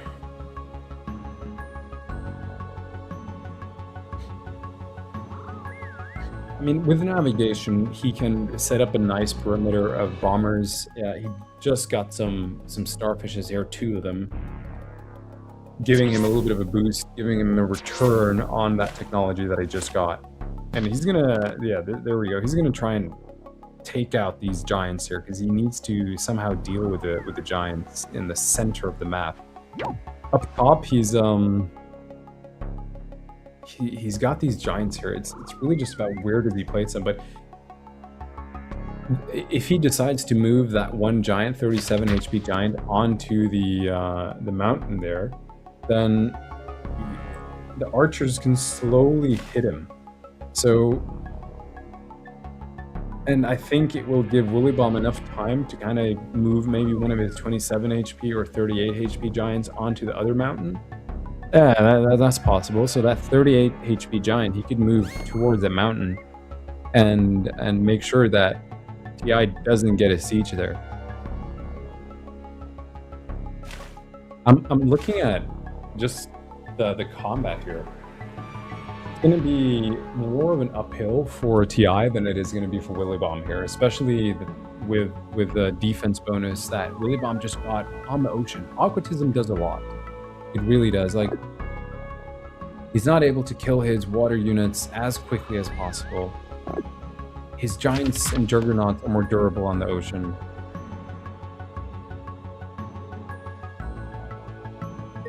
Give me your percentages now then, as we enter into the final tournaments. Oh, go for navigation too. Wow, look at that.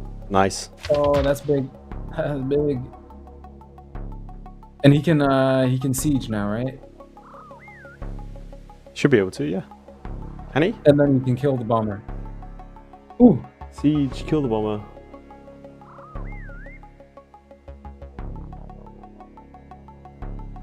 Yeah, this is There it is. Siege kills the bomber. What can he do from this? 51 stars to 21. We may have our second finalist unless T does something pretty incredible here. Yeah, this is not looking too bright for TI here. Well, the giants in the Looking north like are essentially nullified, right? I mean, yeah. Willibomb was able to ignore them and kind of just push central. You've been saying that for the last couple of terms. There it is! Yeah. There it is! A 2-0! Another 2-0! This is, I don't think this has ever happened before.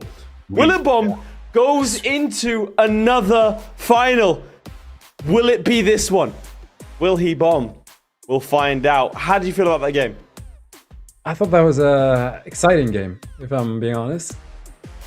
Obviously, when I saw TI with the siege, you know, because he got those early giants, pushed them all into the top, got that village, and I think his mistake was because all those giants were stuck up top, whereas Willibomb's giants were all center and they were moving into TI's vulnerable cities. Yeah. They were just sitting there bordering, and TI didn't really have a lot of defense going on there. So, you know, I think deserved for Willibomb. He played that well. He recognized that, you know, similar to what you said at the end of that game just now, you know, he was just able to go in and go towards his capital. And he had, by the end of that last game, he had 2 giants right next to his cap. So, yeah, I think fair play and well played to Willibomb. Yeah. He, you know, sweep says a lot, you know, like... It does indeed, and hey, it means that my pick is going to the final. So we have our final locked in.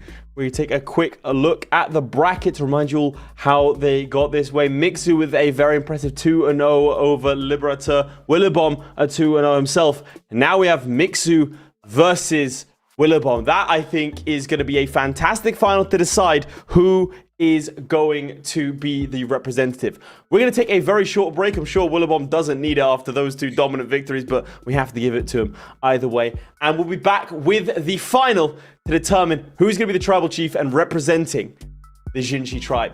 See you in a sec.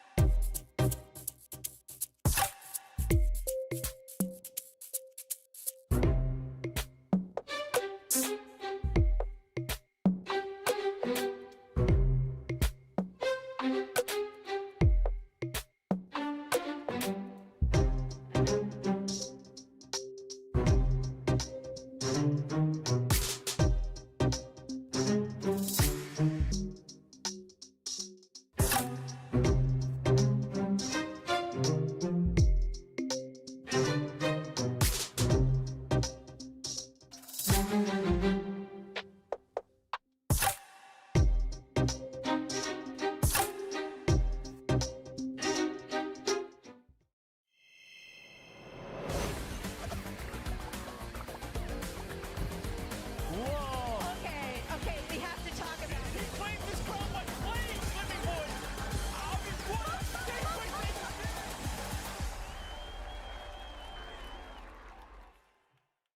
Welcome back for the final of the XIN-XI qualifiers. We've had some fantastic games. I think it's the first time we've ever had a 2-0. In fact, let's just take a look at the bracket immediately and I can take you through what I'm talking about. After a quarterfinals that was dotted with 3 games in a best of 3, we have had 2 semifinals that have both gone 2-0. Mickzoo beating LeLib, who, let's not forget, was the XIN-XI tribal chief, leader, representative, and went all the way to Stockholm last year, was defeated by Mickzoo and Willibomb, the ever-present Willibomb, who has been in, I'm fairly certain, all but one of the qualifiers, now makes it to another final and is going to try and make it count. In case you're wondering, this is the XIN-XI tribe. Darren, you're a lot better at Polytopia than me. Why don't you tell us what is so special about this tribe, and also a little bit of insight to tease what we might expect on the 20th of September when the XIN-XI tribe will face off not only against, no longer against its own, but against other tribes. For sure. So the thing that makes XIN-XI unique is that it starts with the climbing technology, and it's going to have a lot more metal resources than the other tribes in general. So typical openers are always going to be a tier 1 tech that is either hunting, maybe fruits or fishing, or a tier 3 opener where they go for the mining and then they can level up their villages and their cities. But that is, of course, only if they have good metals, biomes, and resources in their cities. So it's an overall very slow tribe compared to some of the others. But when we take a look at how they will stack up against the other tribes, the question then is, the main question is, are they able to really gain a lot of leverage by maximizing the resources in their villages and then use that for a late game? I think some of the other tribes are, can be a lot more aggressive. The benefit with XIN-XI, of course, the defense bonus. So it's going to be very interesting to see how they stack up, but we know that they do well, right? Well, the Lib got pretty far last year, so. Let's see who out of Mickzoo or Willibomb will be representing them on the 20th of September. Let's not forget, this is a best of 3, so we're going to see these two go head-to-head. At least one more beyond this game, but in a series of 2-0s, maybe the final will be much the same. What do you think of this start? I like this opener for both players. Willibomb getting the tier 0 upgrade on his capital. Both players are very comfortable with their metal resources spawn. I would say Mickzoo slightly better, looking at that tier 2 forge, as well as a tier 4 forge. So he's got level 4 forge, level 2 forge, and some other forges, good levels there as well. Curious to see which direction Willibomb moves into here. Is he going to replicate previous player where, Mickzoo turned first game that we saw where he went for philosophy? That is a possibility. I don't think so, because he is on 2 villages. It would delay him a lot. So yeah, goes for mining here. And one of the things that, so if we take a look at the forge spots here, he does have a level 3 forge, so he's got very good forge spots here. Mickzoo. Now, in terms of the spawn, both on either side of the map, like Willibomb all the way towards the east, Mickzoo mostly towards the west here. A little bit unlucky that he couldn't move towards that village. It's kind of like, touch, see but can't touch. He's going to have to need fishing or somehow go around to slightly slow him down, that movement, but then again, you can't know that. What we'll most likely see her early game is going to be similar to the last game that we saw between Willibomb and Tai, where both players built up their villages. Willibomb going for markets, I don't see him doing that this turn because they're a little bit far away. If you take a look at, where would he place his markets, a little bit awkward there. So most like path for Willibomb is going to be fishing and then trying to expand. For Mickzoo, he's got slightly better market spots. He can do a good market in the southern cities that are currently visible to him right now. And this rune here, I'm curious to see what he can get. What potentially would be good here? I mean, resources, stars are always good. Maybe some tech, smithery would be really good for him here as well, to get that for free. Capital growth is always good, but I would probably want to get some stars or smithery here. But there we see smithery for Mickzoo here. He's going to be able to get a very nice giant this turn. He's got the stars. He can actually go for forge up top there, get 5 back, and then place another forge or go for the metal in Chayo if he wants. Yeah. So getting the 5 back, then going for that one. And then he could even get 2 giants by popping the Park of Fortune in Sucha. So we'll see 2 giants this turn, if he decides to go for it. Do you think he should? Would not be going to hold it in reserve. Yeah, you think? Okay. I think he should. Why delay? I mean, right now you're far away from opponents, but okay, he decides to go for Xiu. Okay. I see now, Willibomb. What can he do? Heads down south. Or not too bad. Not too bad. And now he knows where he is. Yeah. He gets vision on Mickzoo here. Goes for forestry, is going to chop. And this is actually a play that I've seen often. Players going for forestry and then chopping most of their forests to then go into another tech. Very common that we've seen from these top players. But I have to just mention that I really do like the positioning of these villages. You take a look at Poxicha, which is bordering the lake. Same with Gashka or Gashna. And then he has another village that is bordering the lake. So he's got pretty good water access compared to Mickzoo here, who only has, as of now, even with the other village that he's about to capture, 1 village that has water access, unless of course he can lock down that other village that he sees there, which he probably will do right now. So he's going to go for fishing, he's going to go for that, and then go on that. So he's going to have 2. This is going to help him out.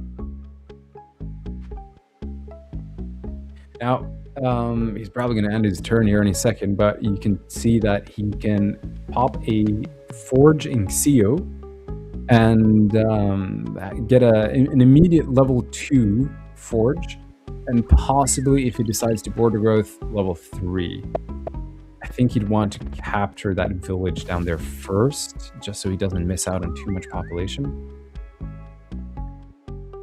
Yeah, here we see more of the land, lay of the land, and the resources that Willibomb now has available to him. He's got some decent farm spots there. He's got, still the 2. Well, the forges are not the best compared to Mickzoo, of course. They're not bad, but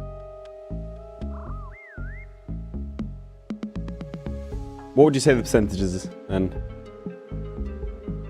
Percentages are always hard, but right now, I'm just watching the betting line. I want to see if it changes. yeah, I'm thinking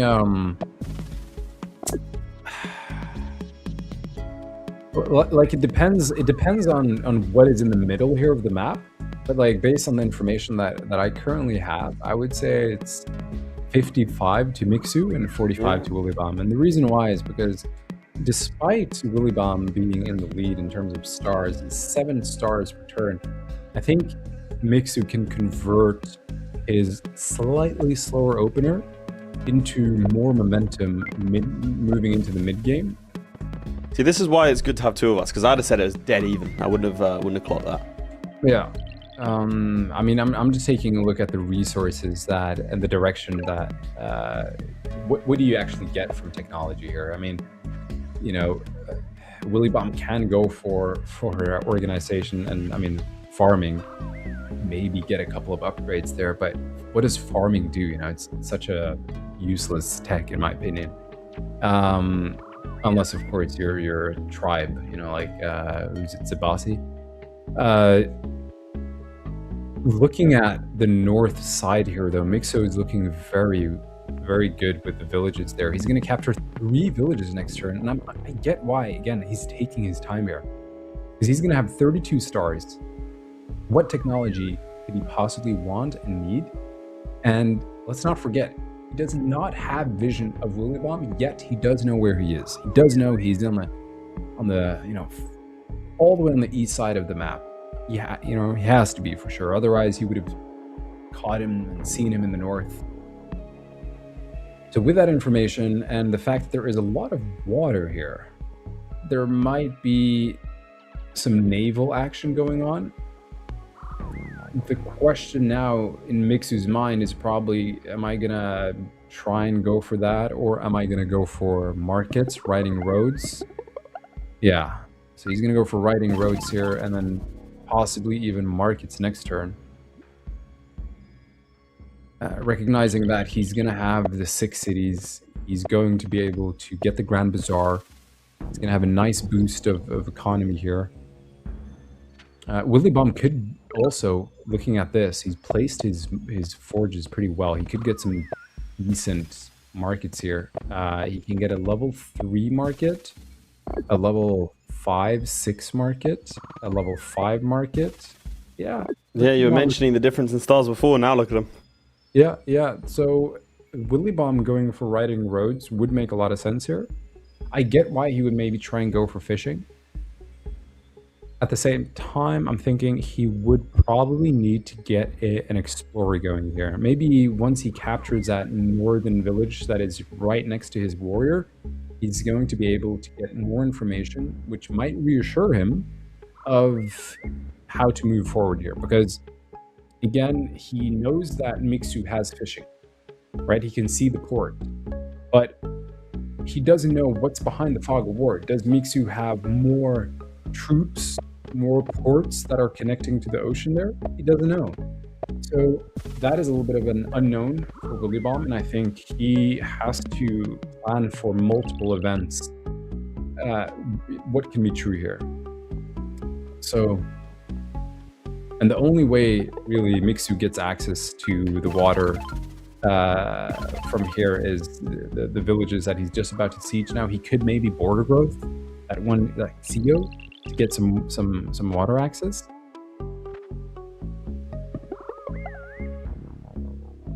Okay, so he might move towards trade.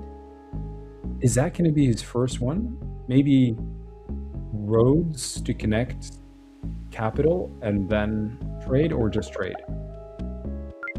It would make more sense to go for trade here, just to kind of get his boost going, because that's going to give him a lot of stars per turn.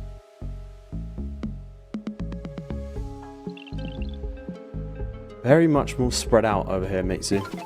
Yeah. And as we've seen previously, being that spread out has not necessarily been conducive to a victory. Not always, not always. So that explorer is very helpful. Gets the a little bit unfortunate that I went back north. He was probably hoping he was going to go south, give him more information on his villages there.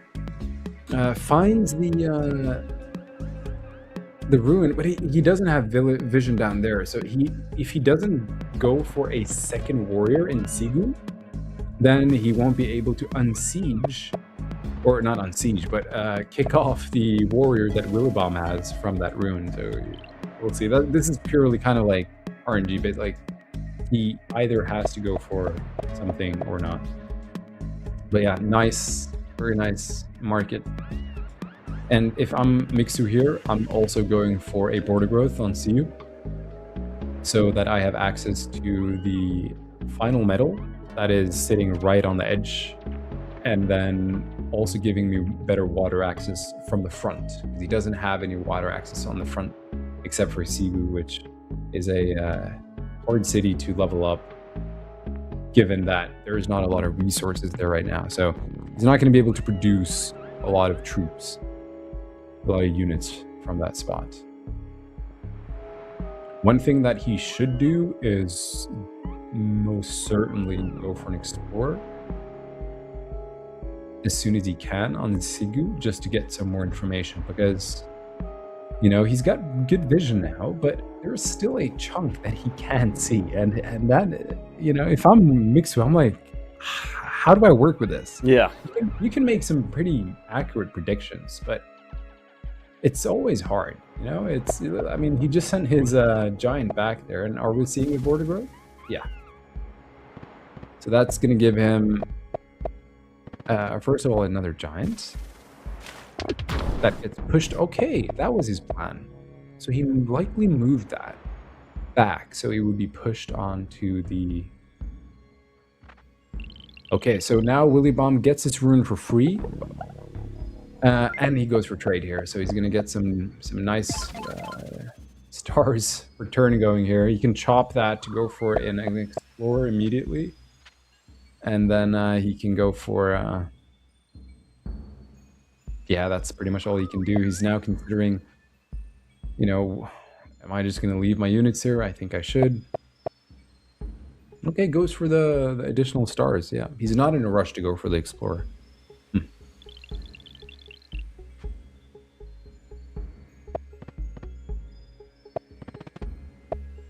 So Willibomb is going to be 2 cities down by the looks of it. And going back to what you said, Laith, I think right now, 3 cities down. So look at the difference in cities here. You mentioned that he's pretty spread out. That is absolutely true, that sometimes being spread out is not always good. The one thing that I'm going to be looking at here is, how is he going to build up defenses strategically? Yes, I mean, we saw in the last game how detrimental it can be when you misallocate your forces, because we were talking in the break, and that's what we think happened, right? There was that concentration of the giants up north, and that allowed Willibomb to push in the center with giants. So with this being so spread out, does Mickzoo run the same risk? Yeah. Yeah, that's really what it comes down to here, and yeah, hits him. You can kill that warrior next turn, so that's not a threat. Willibomb will get, of course, will get the rune here.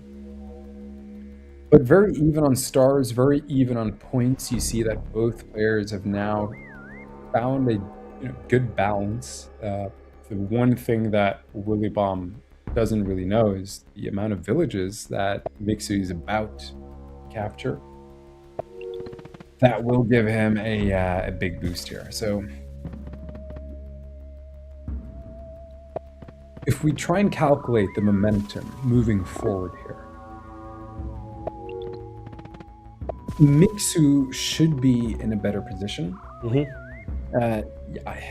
What Willibomb has to do here is he needs to get some water control, I would say. Yeah, I was going to say, he needs to get into the water. I mean, Mickzoo already has a presence there. There we go, fishing. And he has to do it quite quickly and with a consistent sort of push. And this is what... Is he listening to us? Is he on the call? Is he on the Discord call? Yeah. I think that would have been the correct play regardless, but hopefully he can get a lighthouse. Oh. Okay. But either way, he's going to get some good vision here. That's going to be very helpful. So not getting the lighthouse, sure. The only challenge with that would be the lighthouse would have only been worth it really if he could have secured the final lighthouse. Like, you can have all the lighthouses except one, and it's not going to be worth it. You know? So, but okay, goes for border growth here. Interesting play. I'm not understanding. I'm not immediately seeing the benefits. Because he's got... What could he have not done if he hadn't done it? He can...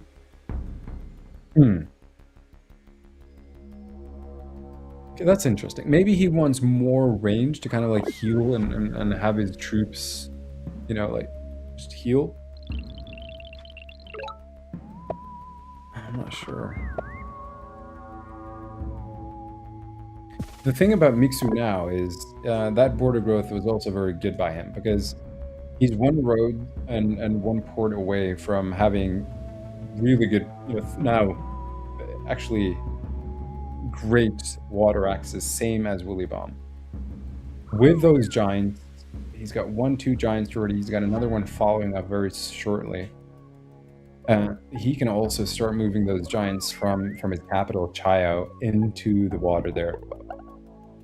What will that mean? Well, it essentially means that he's going to be producing more naval units per turn than Willibomb. And that might make a difference long term. So...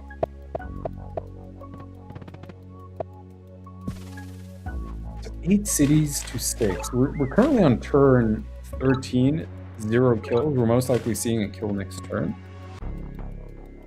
But yeah, this is big for Mickzoo. Getting that vision, seeing the bulk of his forces, that will give him so much information to work with here. He now thinks, okay, well, he's got 2 giants, 1 in the back there, 2 juggernauts, 1 giant in the back on the land, most likely going to move into the water here. How am I now going to deal with this?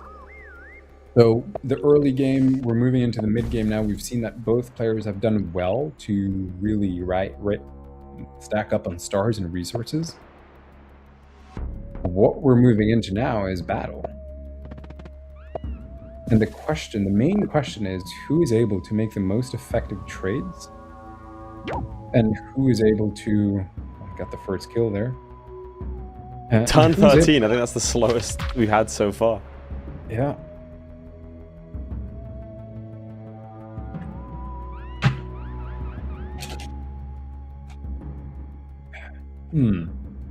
What are you pondering there? Yeah, no, I was because there were 2 rooms here. Mickzoo might go for the one in the ocean. There's better place for it. I can't see Willibomb getting there first. Yeah, no, he's not. Well, you can't see it. You can't see it. Yeah. At this stage of the game, you know, the one thing that you want from runes, like runes are amazing early game. The longer the game goes on, the less they start to actually be very useful. Because you know, for starters, if you get resources, you know, 10 stars when you have 60 stars per turn, those extra 10 is not going to make the biggest difference. Like early game, it's all about momentum. So one of the things that I think would be beneficial here at this stage is maybe some fun tech, like, you know, Willibomb just got strategy. Yep. We've seen him go for strategy several times just because it's a strong naval unit. But also, if he gets technology from that mountain ruin that he's currently on up north there, he gets tech. He might even get cloaks, right? That might be an angle. And then if he can get cloaks, he's 2 turns away from popping that in Polytopia and even the northern city all the way up there. So it can go many ways here, but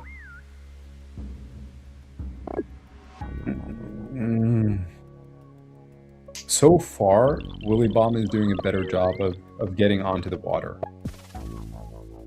That is, you know, he's got more units now. He's prioritized more units on the water.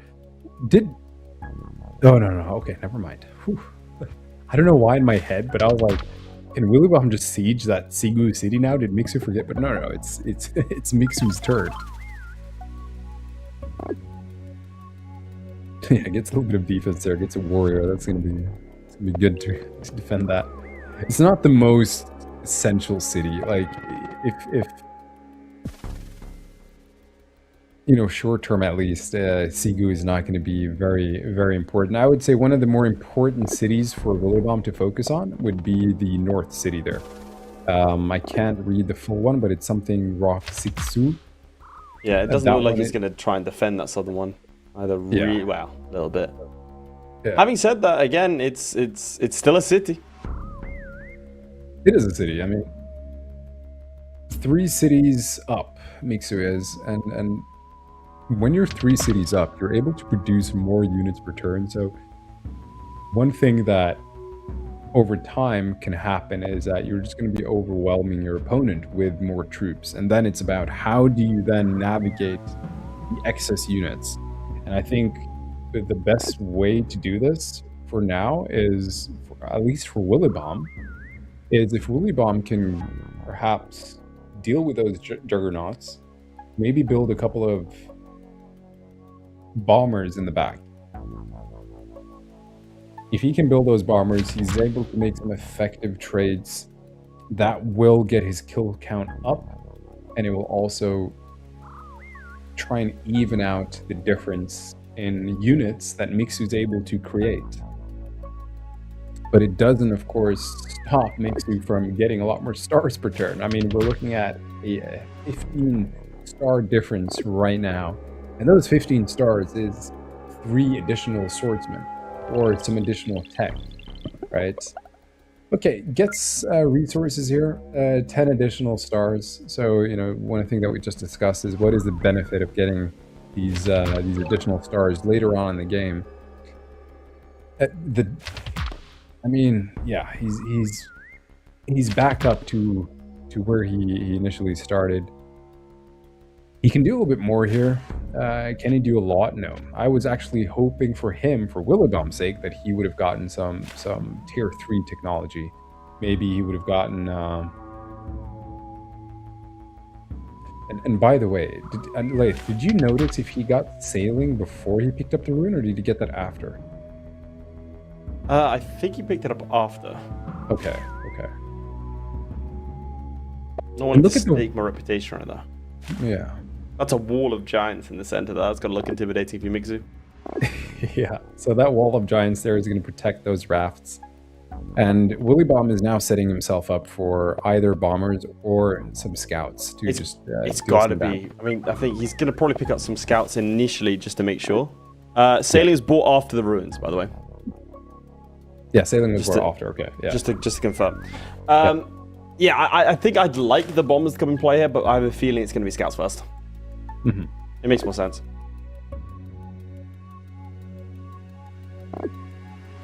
There's a clash of heads prepped here. 61 stars to 47, though, is huge. Let's see if Mickzoo decides to go for the rune here.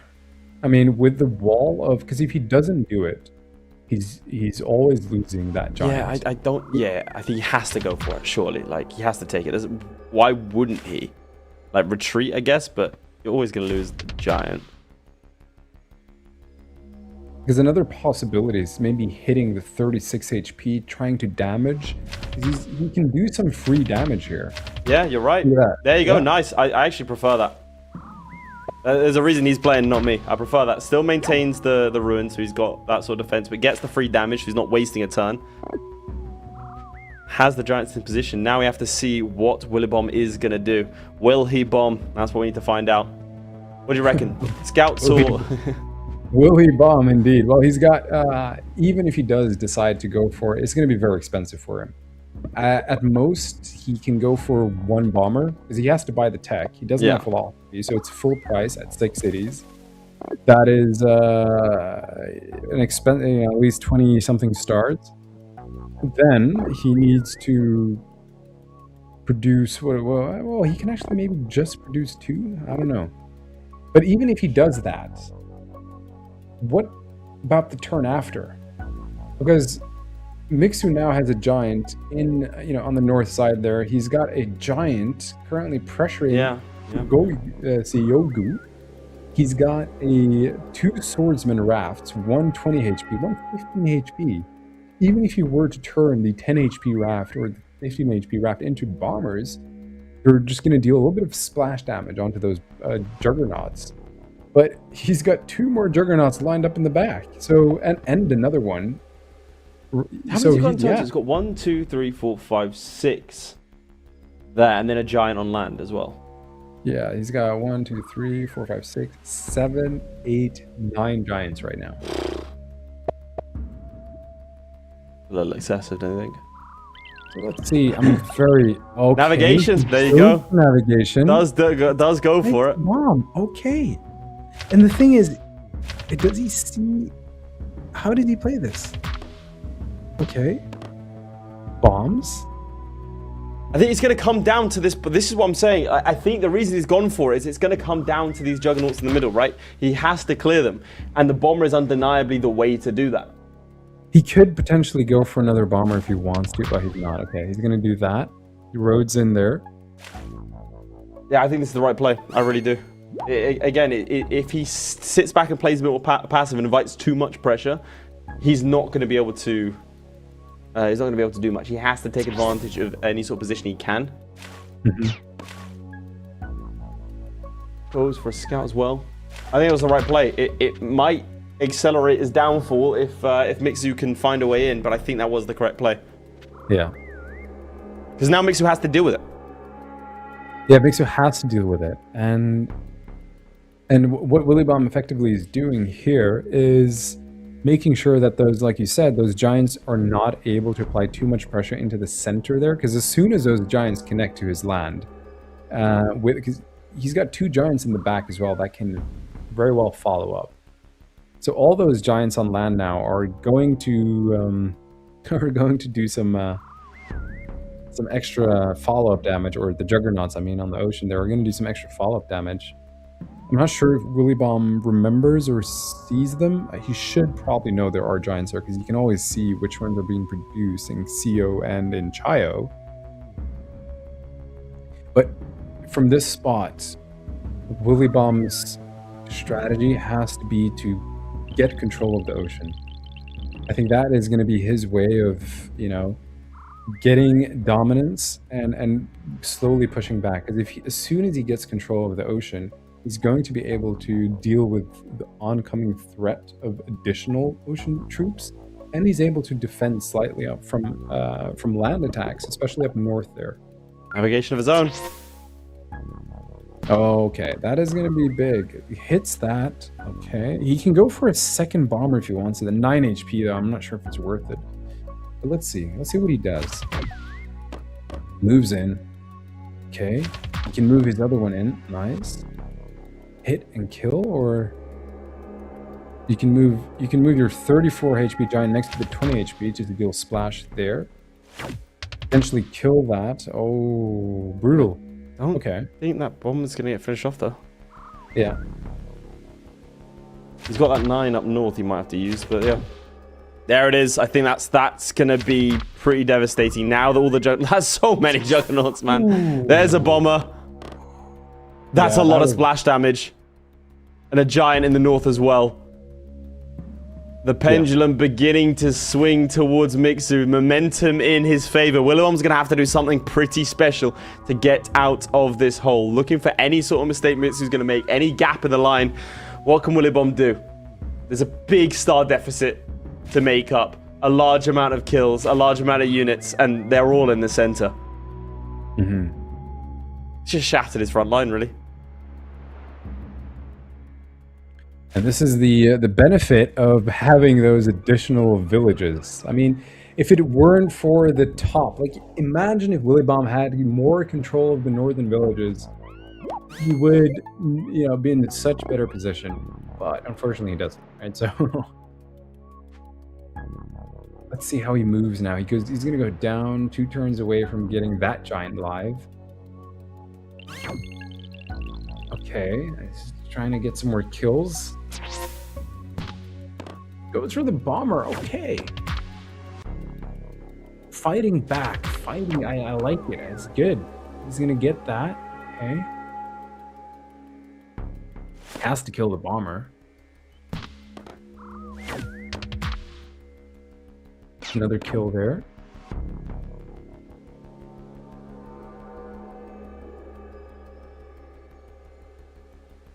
Now, you know, one of the things that we commented on in one of Mickzoo's first games was his ability, or I wouldn't say inability, but how much he struggled with dealing with LeLiberateur's defense.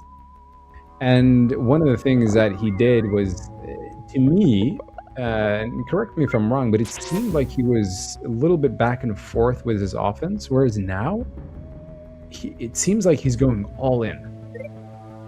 You know, he's not holding back because he's got the giant up north there. He's got all his juggernauts moving towards the center, and he's just trying to make sure that he can control the water. Because I think he also recognizes that if Willibomb does get control of the water, it's going to be harder for Mickzoo to win. It's going to even out the game a lot. But the village difference, though, it does make a big difference. Yeah. I just don't want to shy away from that. I know. The risk was that he's more spread out, but he's managed the defense accordingly, like you said, across the board. He focused in the center where he needed to be to make sure he could respond to anything, and now he's starting to punish Willibomb for that difference in cities. Again, it's only look the spreading out of your cities is only a threat if you can't defend it or you make a mistake, and that's not something that Mickzoo's done here. Mm-hmm. But he does need to hit that backline of boats. Yeah. But those juggernauts, yeah, they're just, I think they were doing too much damage onto his juggernauts. Like, he's not able to, because Mickzoo had the greater number of juggernauts. He was able to follow, you know, sacrifice a couple of juggernauts, although not many have died, or not a single one has died. But he did have additional juggernauts in the back. So as soon as those frontline juggernauts were getting low, he'd simply follow up with the others. And then, now he has the economic lead, and he's able to produce his own bombers, to kind of retaliate and make sure that Willibomb doesn't get good value from his bombers, I would say.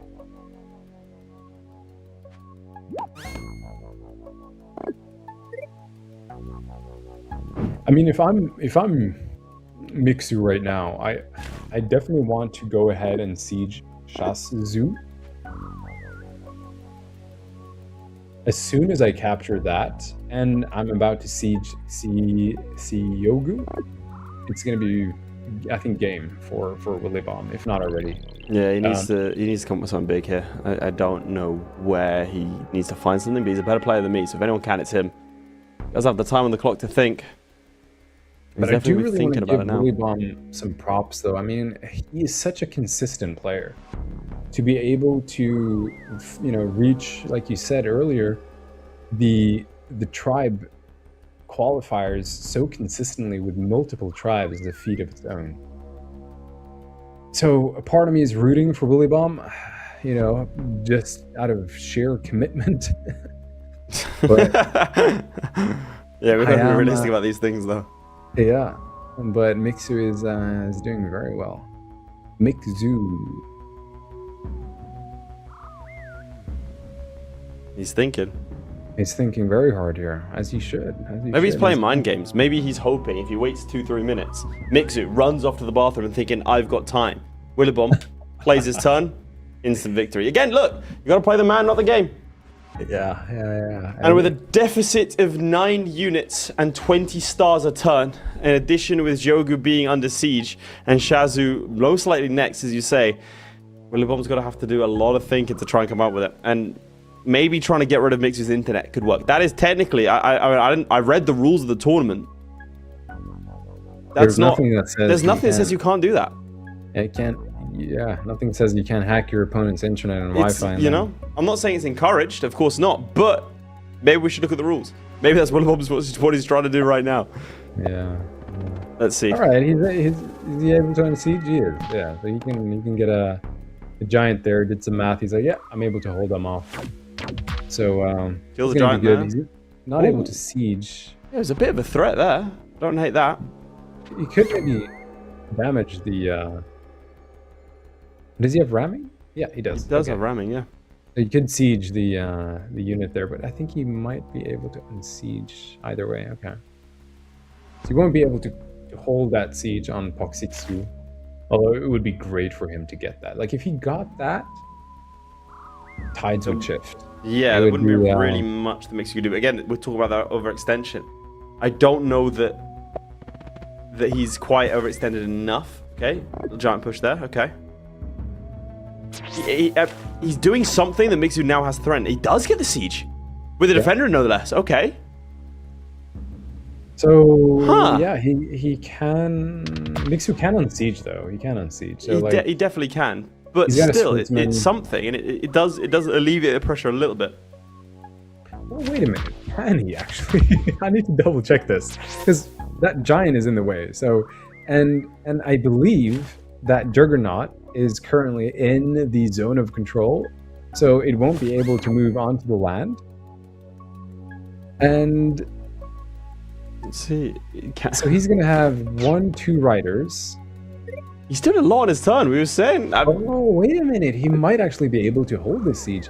Let's double check what Mickzoo has on his turn in terms of units. If he has a scout in the back there, or a raft, he could turn that into a scout. Heal Shatsu, Aquatism. All right, I like it. Okay. So he Let's does see. have the scout. He does have the bomber that can hit the Juggernaut. Okay, so he does. He might be able to unsiege this. I think so. Yeah. You get a giant.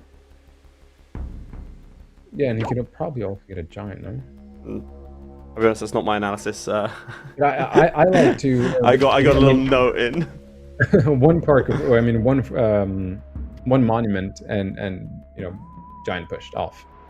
So, but I like to always consider, can he kill the incoming siege or not?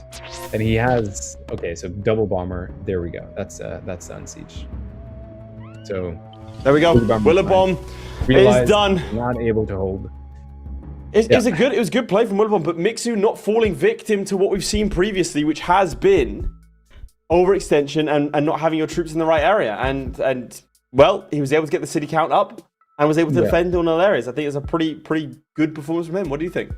I thought that was a great play by both. I mean, of course, when you do have such an advantageous position in terms of village count, you were 9 villages to 5 or 6.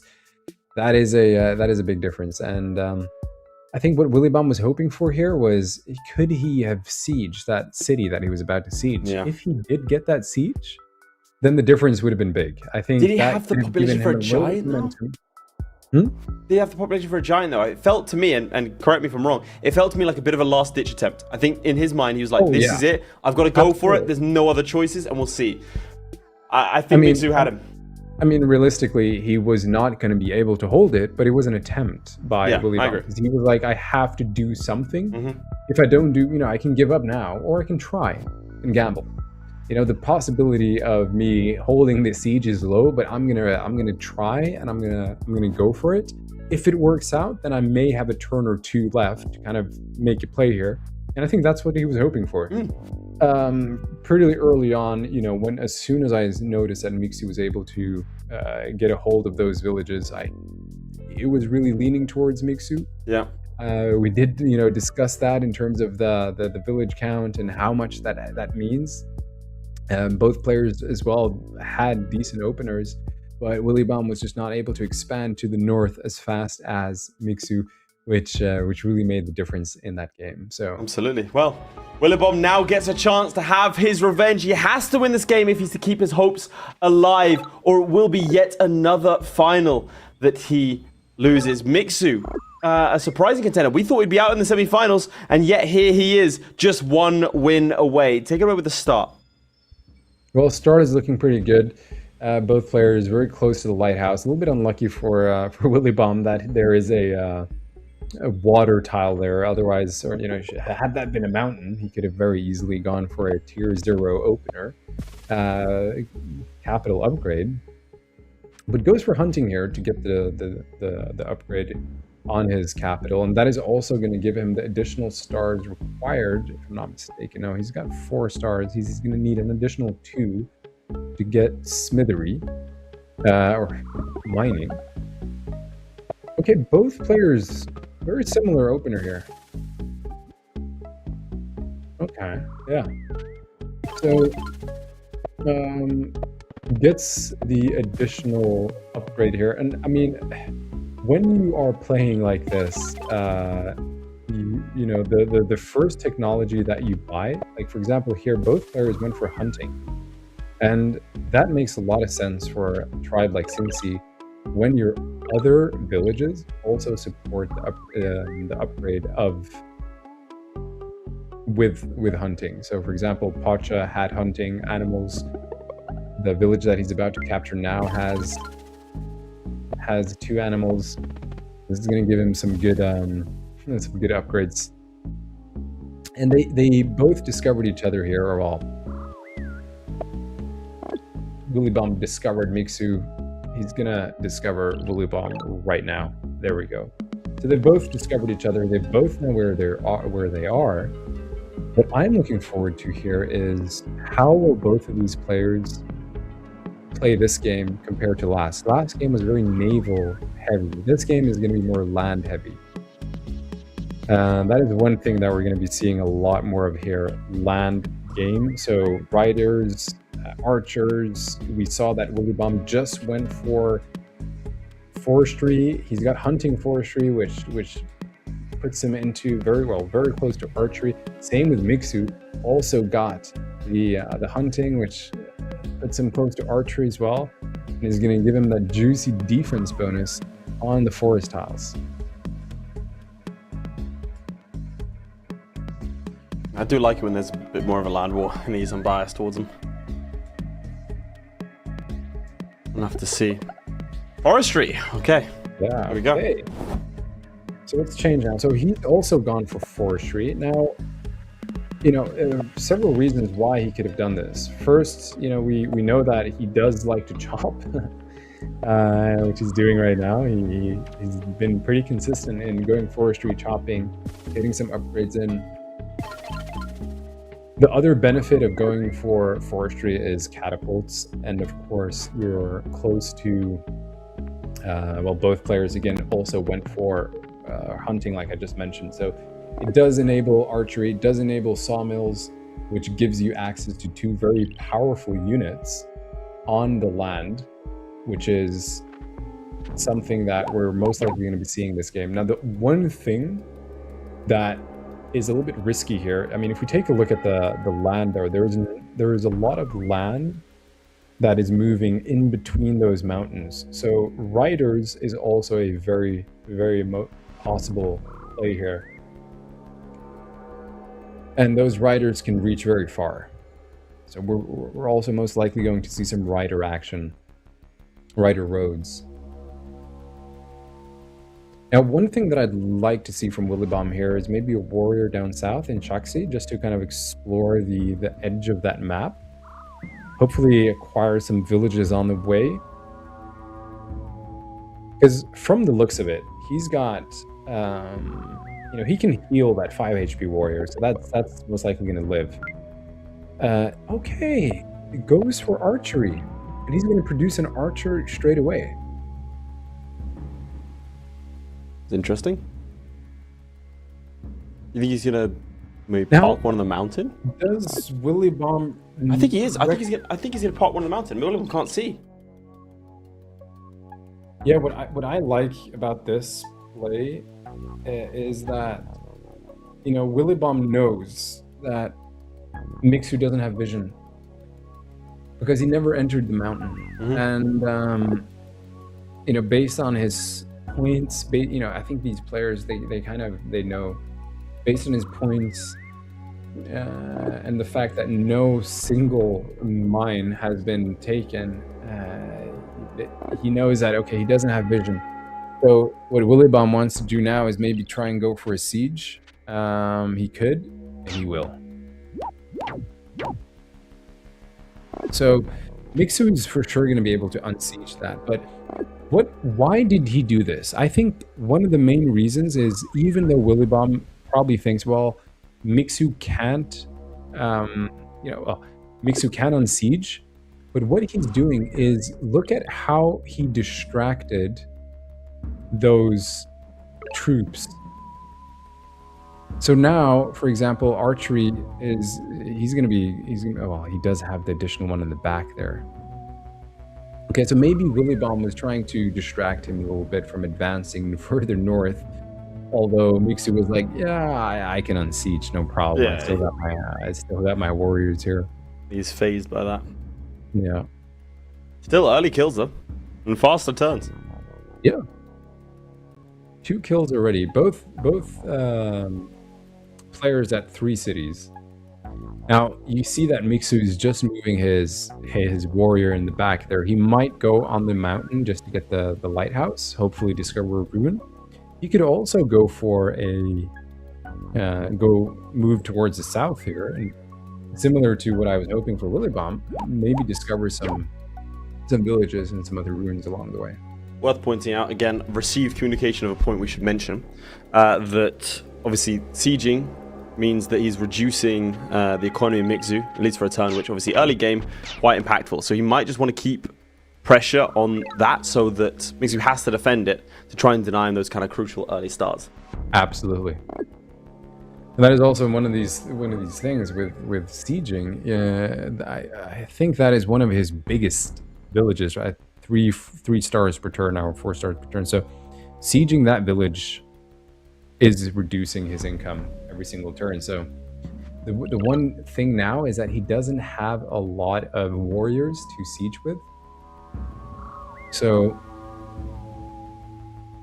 those archers can definitely hack away on Shoxi. I mean, Shoxi at 4 stars per turn that he lost out on.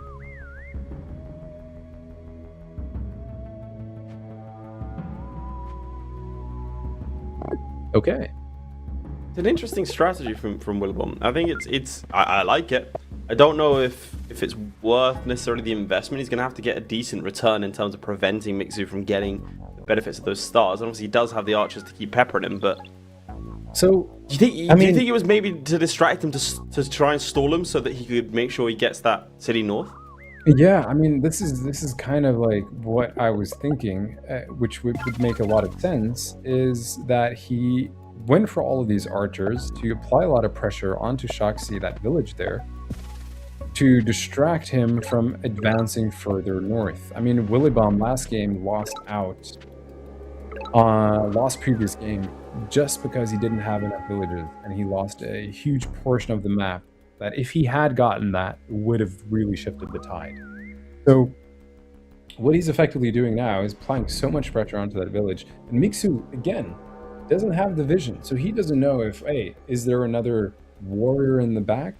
Is that warrior now all of a sudden going to siege again?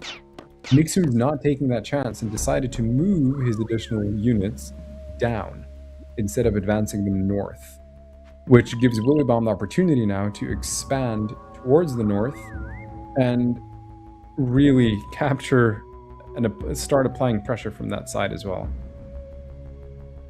So if I'm Willibomb in this spot here, first things first, level up, but also, how do I deal with these archers? He has to move into riders, or he has to go for archery himself. But he's at least a turn away. So next turn he can go for archery, and then maybe do something here. But the mathematics is a very interesting choice by Willibomb here.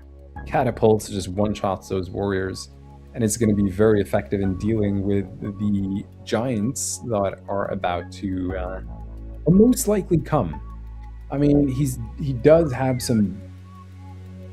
a level 4 forge spot in the middle there.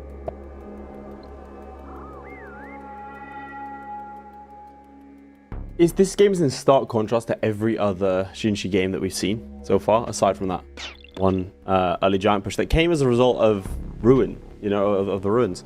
So I'm intrigued by this. It's a different strategy we're used to, and of course it is Willibomb pushing the action. They go veteran status for the archer. Yeah, that's huge. He's just gonna pop all of these guys. So this is looking very grim, I would say, for Mickzoo here, because Willibomb can just keep spamming archers, and he could even siege next turn if he'd want to. If he's really good at finding an opportunity where it doesn't seem like there'd be that big of a deal. Like earlier on, we're saying, oh, he can just unsiege it. It's that early eco loss.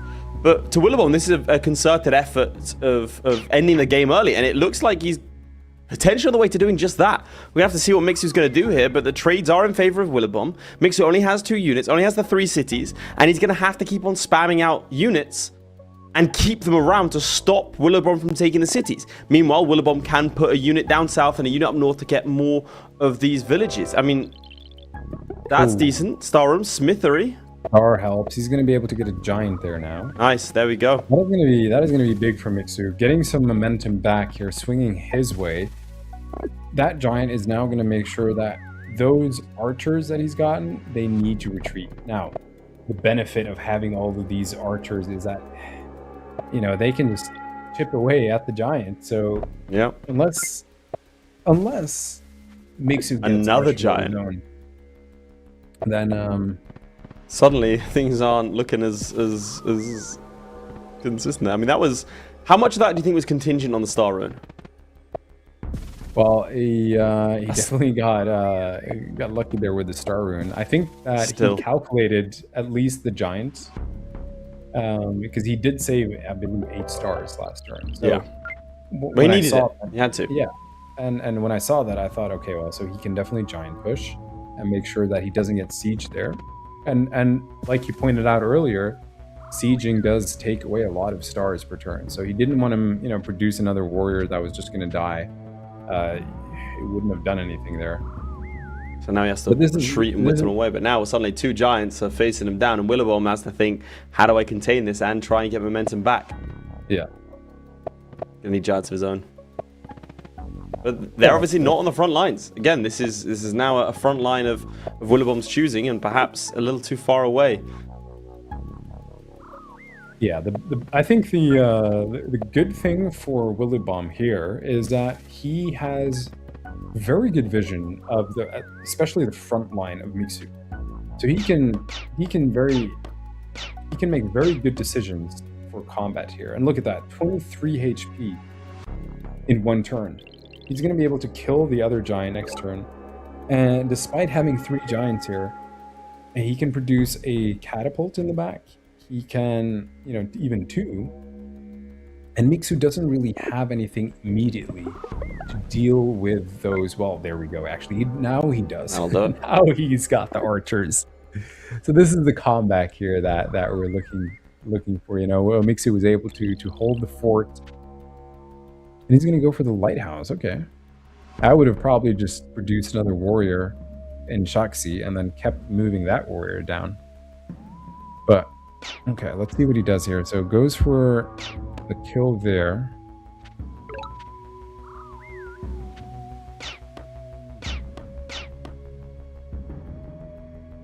Oh, okay. Well, yeah, he can probably move that in here. Now,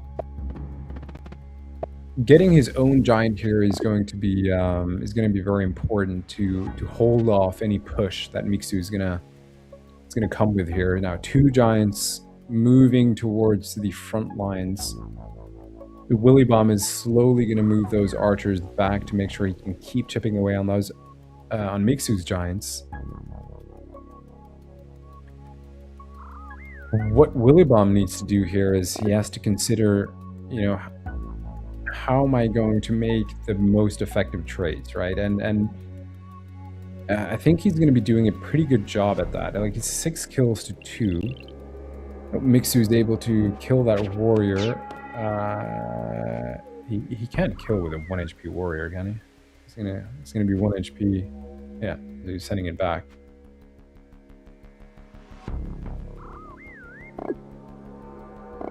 Okay, get some archers here now. And he definitely needs that. He needs to find a way to kind of come back here. And It's the lighthouse.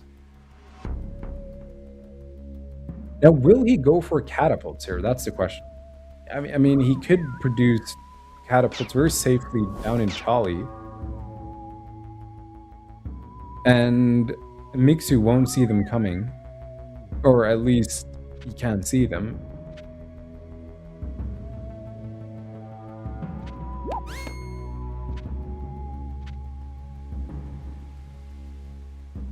We're just One, both two, sitting here three. waiting to see what Willibomb's going to do. He's a lot of fun to watch, Willibomb. He's probably one of my favorites to watch. Him and Justine Linguini are both very good at positioning themselves for what they want to do a couple of turns down the line. Riding roads, okay. And that is really gonna give us a lot of action moving forward here. So riding roads will give your riders, riders give you two tiles of movement. But with the roads, it's gonna give you 4. So you'll have 4 tiles of movement. You can use the archers to chip away those giants down to 25, 23 HP. And then you can use the riders to kind of follow up, attack, hit those giants, and then retreat, and then heal them up. And those giants, those riders could also be used for some very sneaky movement, and somehow maybe get a siege, or even hit those other archers that he has up top there.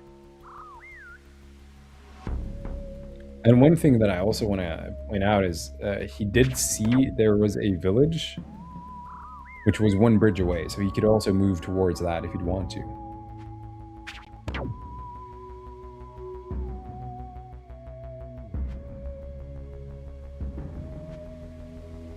So this is a very, I would say, is a good play by Mickzoo, applying pressure there, because what he's effectively doing is he's forcing Willibomb to either retreat or sacrifice his archers to kill one of his archers.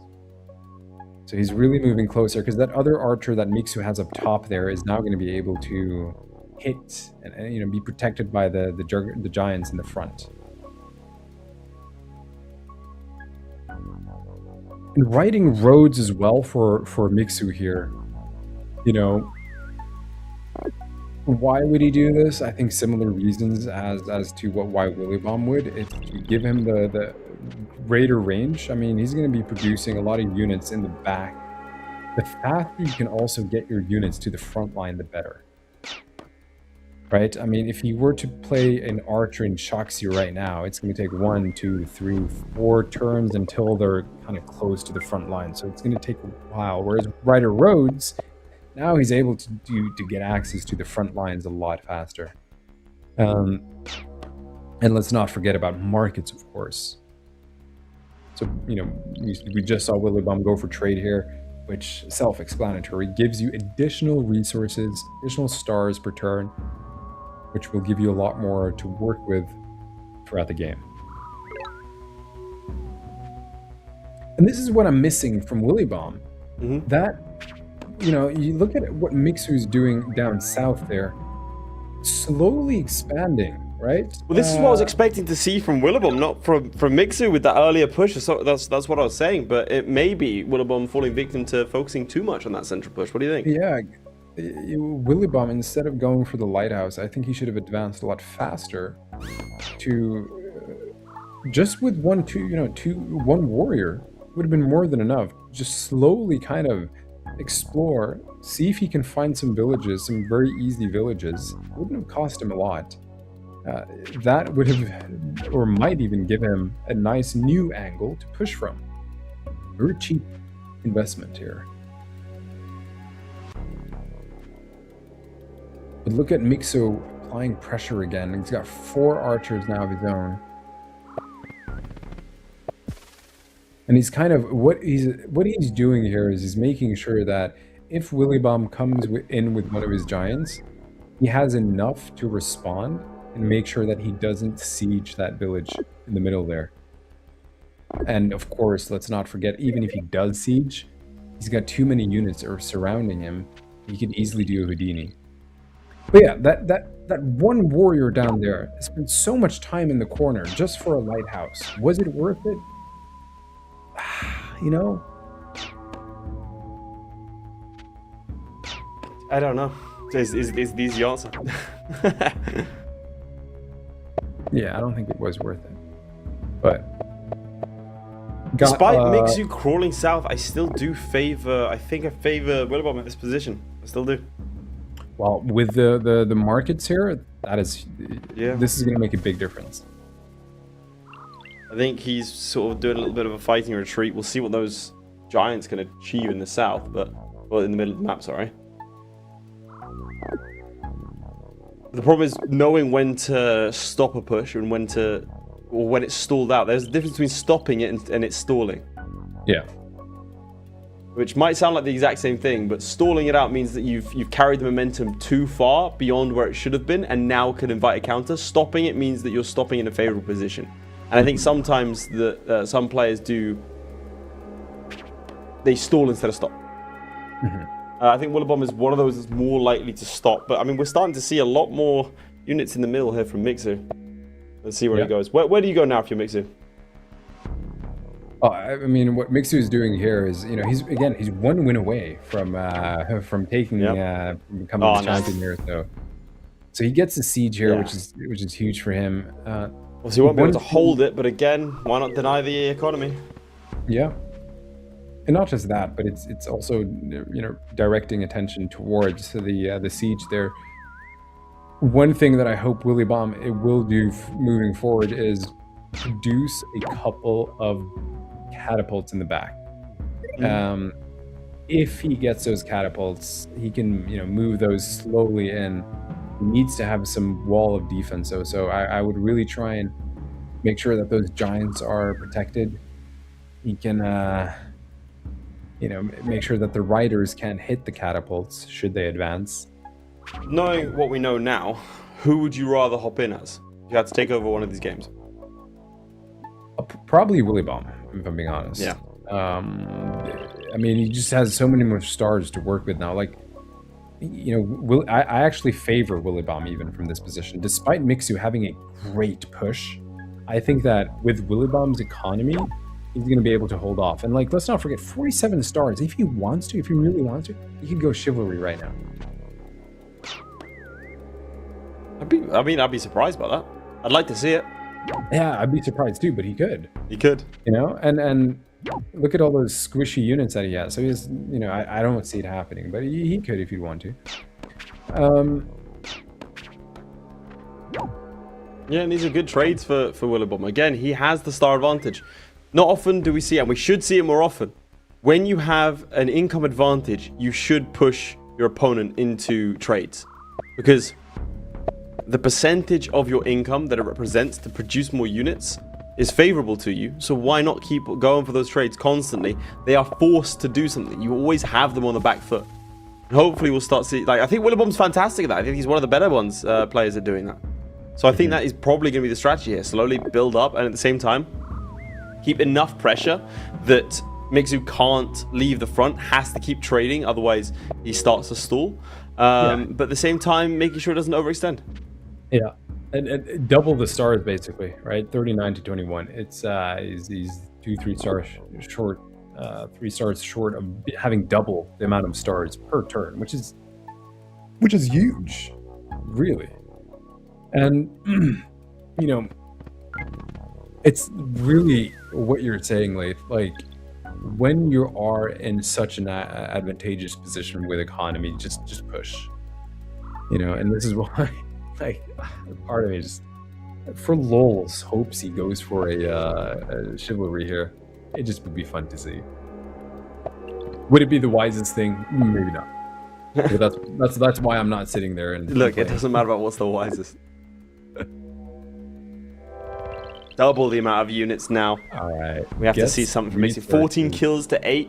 Ugh. And this is one of the moments where resources is going to help Mickzoo out. It's going to give him some better direction here. He's 10 additional stars from this spot can really make a big difference. So yeah, he's getting this giant here, it seems. Gonna kill that. and just go ahead and keep defending. But now he doesn't really have the offense that he had a turn or two ago, right? So that little push that he tried to make, you know, he's back to square one. He's back to kind of where he started with most of his units in his village. Now Willibomb is in a position to kind of consolidate his troops and do a counter push again if he'd want to. Or he could save for an additional turn. Oh, here we go. Oh, yes, yes. Ah, he got his back, Willibomb, to have a little bit of fun.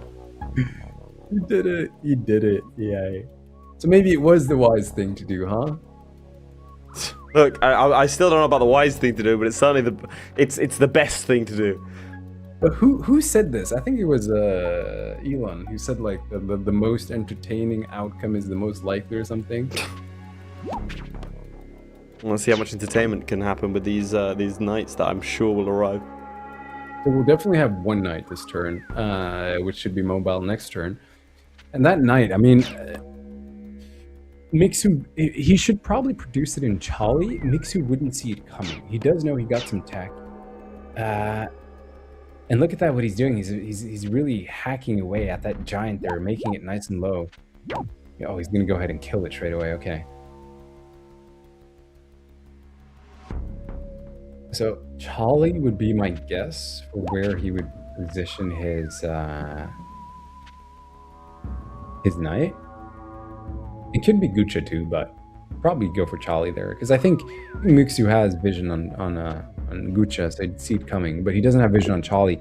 There it is. Yeah. Oh no, he doesn't even have vision on the top one. Okay, so he goes for chivalry as well. We're about to have a knight off. Yeah, it was really inevitable. I mean, all these squishy units in the middle there. The thing is, Willibomb's knight is mobile one turn faster than Mickzoo, so... And unless Mickzoo somehow is really good with counting points, he's like, yeah, he got chivalry, or he got some kind of tier 3 tech. It's kind of hard to keep track of that when you're going, you know, later and later into the game.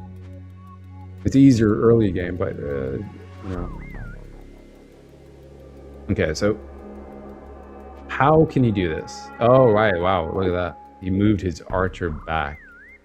Does he know that? You might know that the tech's happened, but I mean, again, there's a big difference, and a knight is one of those things that can, like, in Polytopia, given how the gameplay works and how the combat works, there aren't that many units that can have game-changing impact, right? You have like a slow push and pull. Knights, in my opinion, the unit really where everything can happen in an instant if you're not careful. Yeah. And so I think that's a good gamble from Mickzoo as well, and hopefully Willibomb is able to get someone here as well. So most likely hitting the swordsman and then trying to chain the different swordsmen, and he's gonna have to try and knock these down. So he gets one, goes for the other. Yeah, Mickzoo resigned. There it is. 1-1. Oh. There it is. 1-1. It was never going to be a clean sweep. We knew this. We knew this. All right. It's getting exciting. Well, look, it's a best of 3. It is going to come down to the final game, Mickzoo versus Willibomb. And from what I'm seeing, I think both players are not quite mirrors of each other, but both show that in the face of adversity, they can push back a little bit, but the other one shows that they can keep their foot on the gas. That's, in my opinion, that's what we've seen in both these games. You know, an advantage is exploited. The other player counters it really nicely, but the former does push through. What do you think of that? I thought that was an exciting game. I mean, well played by Willibomb, going for the early archers and recognizing that he could punish Mickzoo, who went in a different direction there. That really, you know, forced Mickzoo into the defense, right? I mean, Willibomb was able to go for the sawmill as well, despite not going for catapults. He was able to build up his economy. Instead of mining and forges, he went for sawmills and archers, and that just boosted his economy.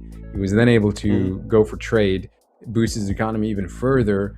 and then capitalize on that with more units and faster chivalry, which made Mickzoo be like, nah, shit, I ain't doing this. I'm not dealing with it. Again, it's one of those things where like sometimes you need to rely on your opponent to make a mistake. That's the nature of RNG. But with players like this, you need to try and force a mistake, and it's really hard to do. But we get one more game. This is it. After an entire day, 1,500 players have tried to clamor for this spot. We are down to Mickzoo and Willibomb. After thousands of games, we are down to just one more. Here we go. All right, let's go.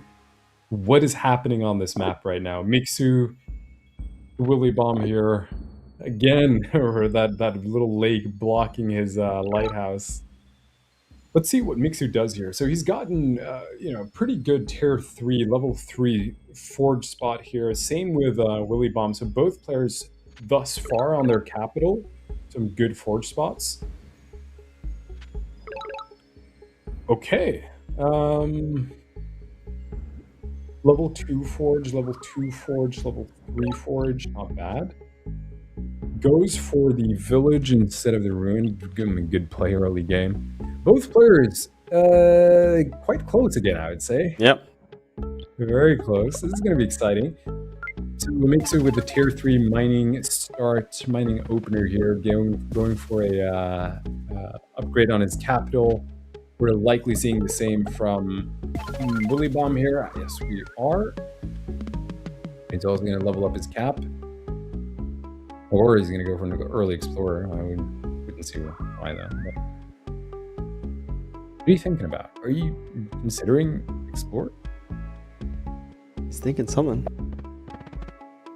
Huh? That took long. With internet issues? Huh. No, I don't think so. I think he's just pondering. Huh. It's interesting. I mean, the opening like this is pretty standard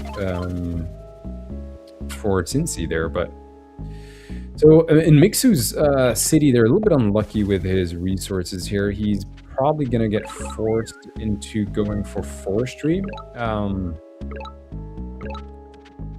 But yeah, finds Mickzoo here very fast. And again, this is looking like a similar start. A little bit unfortunate for Willibomb that he didn't get the hunting opener here. Could have been one. But he did recognize that there was a lot of power in going for the mining.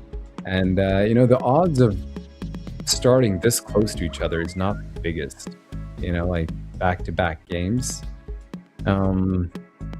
Maybe he was hoping for a little bit more distance between them so he could level up. But, you kind of have to play based on what your previous tech was. So let's see what this ruin will give him, though. It's for sure not going to give him an explorer, considering that it's on a mountain and he's just discovered all the fog around. So most likely it's going to be a swordsman, tech, stars, or pop growth. It's basically everything apart from an explorer here. Finds another ruin here, and he's going to be able to get to that before Willibomb. So he's going to get 2 ruins early game. And we've seen Mickzoo's luck with the ruins here. Yeah. He might get very lucky. That one game against LeLiberateur with the stars early on shifted the tide. Well, what do you think it's going to be? We'll take bets.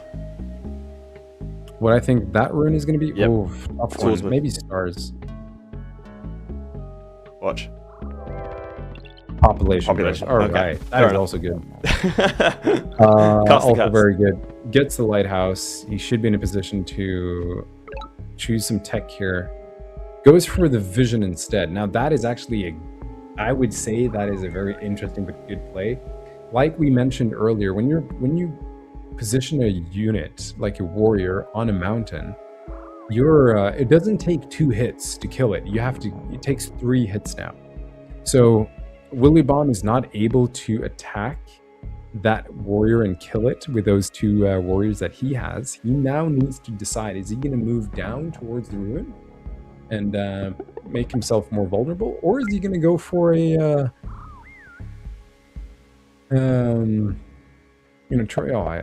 what are the options really? Okay, moves his goes there. Does that wait? Yeah, no, that was the only spot for level 3 forge there. Okay. All right, so Mickzoo gets finds his own runes here. He does have a little bit more action more troops to work with there on the front line to contest that one rune there. Given that Yosha only is still level 1, which caps him at 2 units. With Willibomb, he's got 3 units. So Mickzoo has to send 1 unit from Mickzoo down if he wants to try and contend that. But then again, Willibomb could produce some units up in Sucha, but he didn't. Okay. Oh. Go on then, for the final time today, give me a percentage. Oh, percentage now? So early. 50-50, man. Yeah, 50-50. 100%. Yeah. It's very early to tell. I mean, both runes can shift the tide so early, and Mickzoo does get the early giant before 2 giants actually.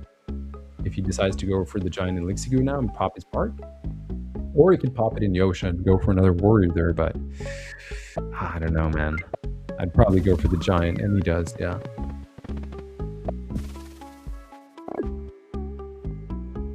So this allows him to go for a little bit of a more aggressive push here with those giants.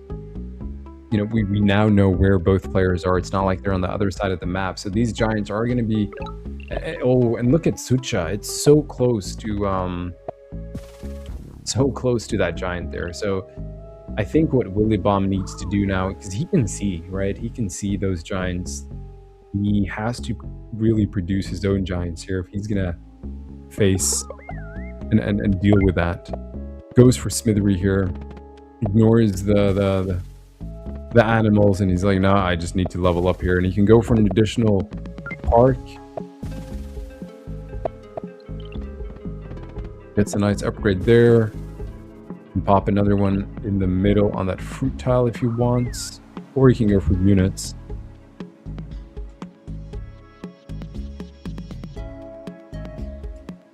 I couldn't ask for a better map, to be honest. I think for a final face down in a best of 3 final.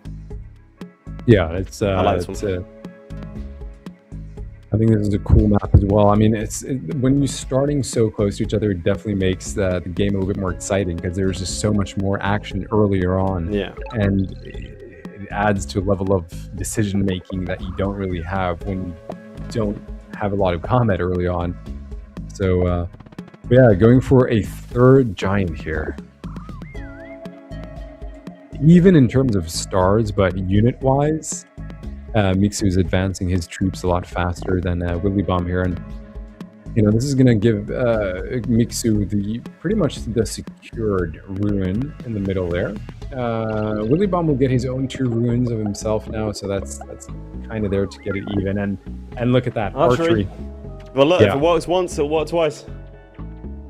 It's interesting to see the psychology of these games, right? Where you see a successful strategy is generally then used in the next game, and a failing one isn't. Yes, and this, the fact that he's going for archers here, this is going to force a response from Mickzoo. I mean, he does have hunting himself, so he's set himself up to also go for archery. The question is whether he's going to go for it this turn or next turn, or because he needs something to kind of deal with these giants. Well, Willibomb, that is. He needs something. He's going for archery. Mickzoo should probably go for something to attack from behind those giants.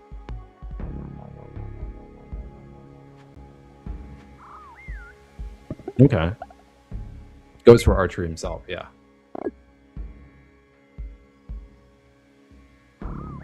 Oh, okay. Now, I am looking at this. Oh, swordsman, no, 2. Oh, that is actually unlucky. I'm not gonna lie. That is a the mirror image of Mickzoo's luck, eh? In the previous games. Yeah. What do you do with two swordsmen, man? It's like, it's so slow. It's so far behind as well. Like, he's gonna, what, 1, 2, 3, 4, 5. Look, he'll get there when he gets there. He's gonna do his duty. All right, well, let's see. So, well, Giant is definitely the biggest threat here. He is a little bit far away. Yeah, he needs to find a way to deal with that Giant. I mean, he doesn't have a way to unsiege. He doesn't have the resources.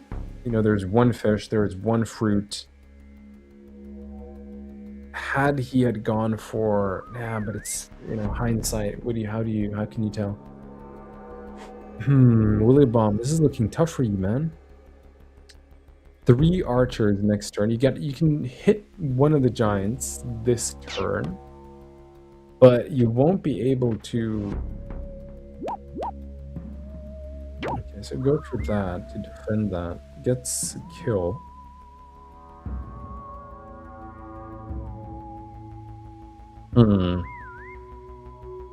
Yeah, I mean, he's not 8 stars plus 14. I think he's trying to do some math here. He's like, what tech could I possibly buy? Because he does have he doesn't even have them on him. No, because he popped it in Yobu. So his Park of Fortune was placed earlier. Had he saved it for Sucha, maybe he could have done something there. But yeah, I don't see how he's able to unsiege. Mickzoo can siege that, which of course steals his stars. He's going to lose out on the stars. He realized that he can't produce a unit there because it's just going to die, and he has an archer in the back. Mickzoo is like, does he have a mindbender?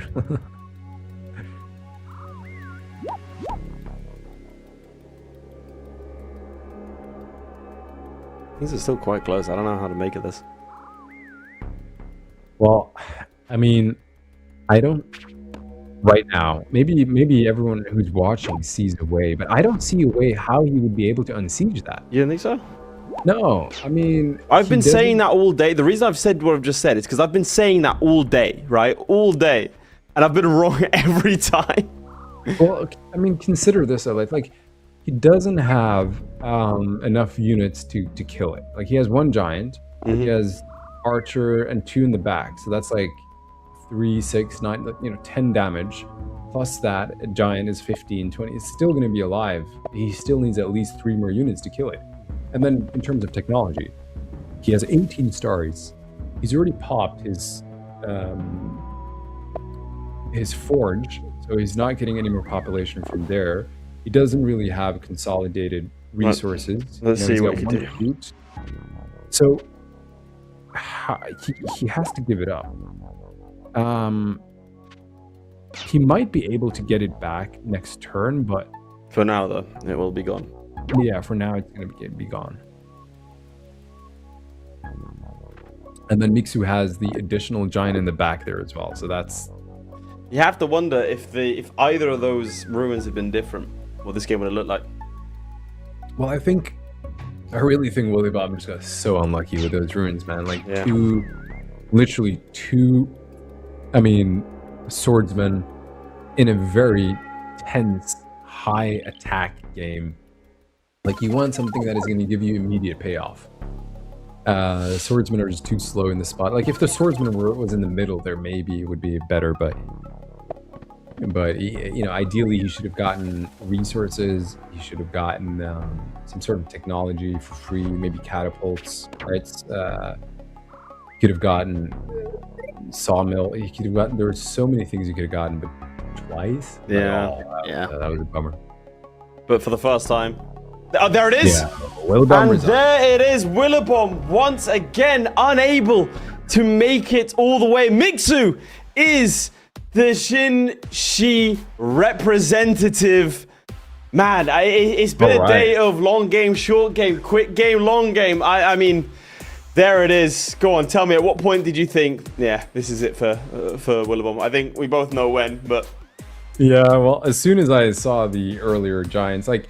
Yeah. He had a level 4 forge, and that level 4 forge, this is why sometimes you're also a little bit lucky in Polytopia. It's because you're able to level up your village a lot faster than your opponent, which translates into more economy and a giant. And the fact that they spawned so close to each other and that giant was in so close proximity resulted in, of course, Willibomb's demise. So, you know, and then of course Willibomb just again got really unlucky with those two swordsmen. Had that been resources, had that been anything but two swordsmen, right?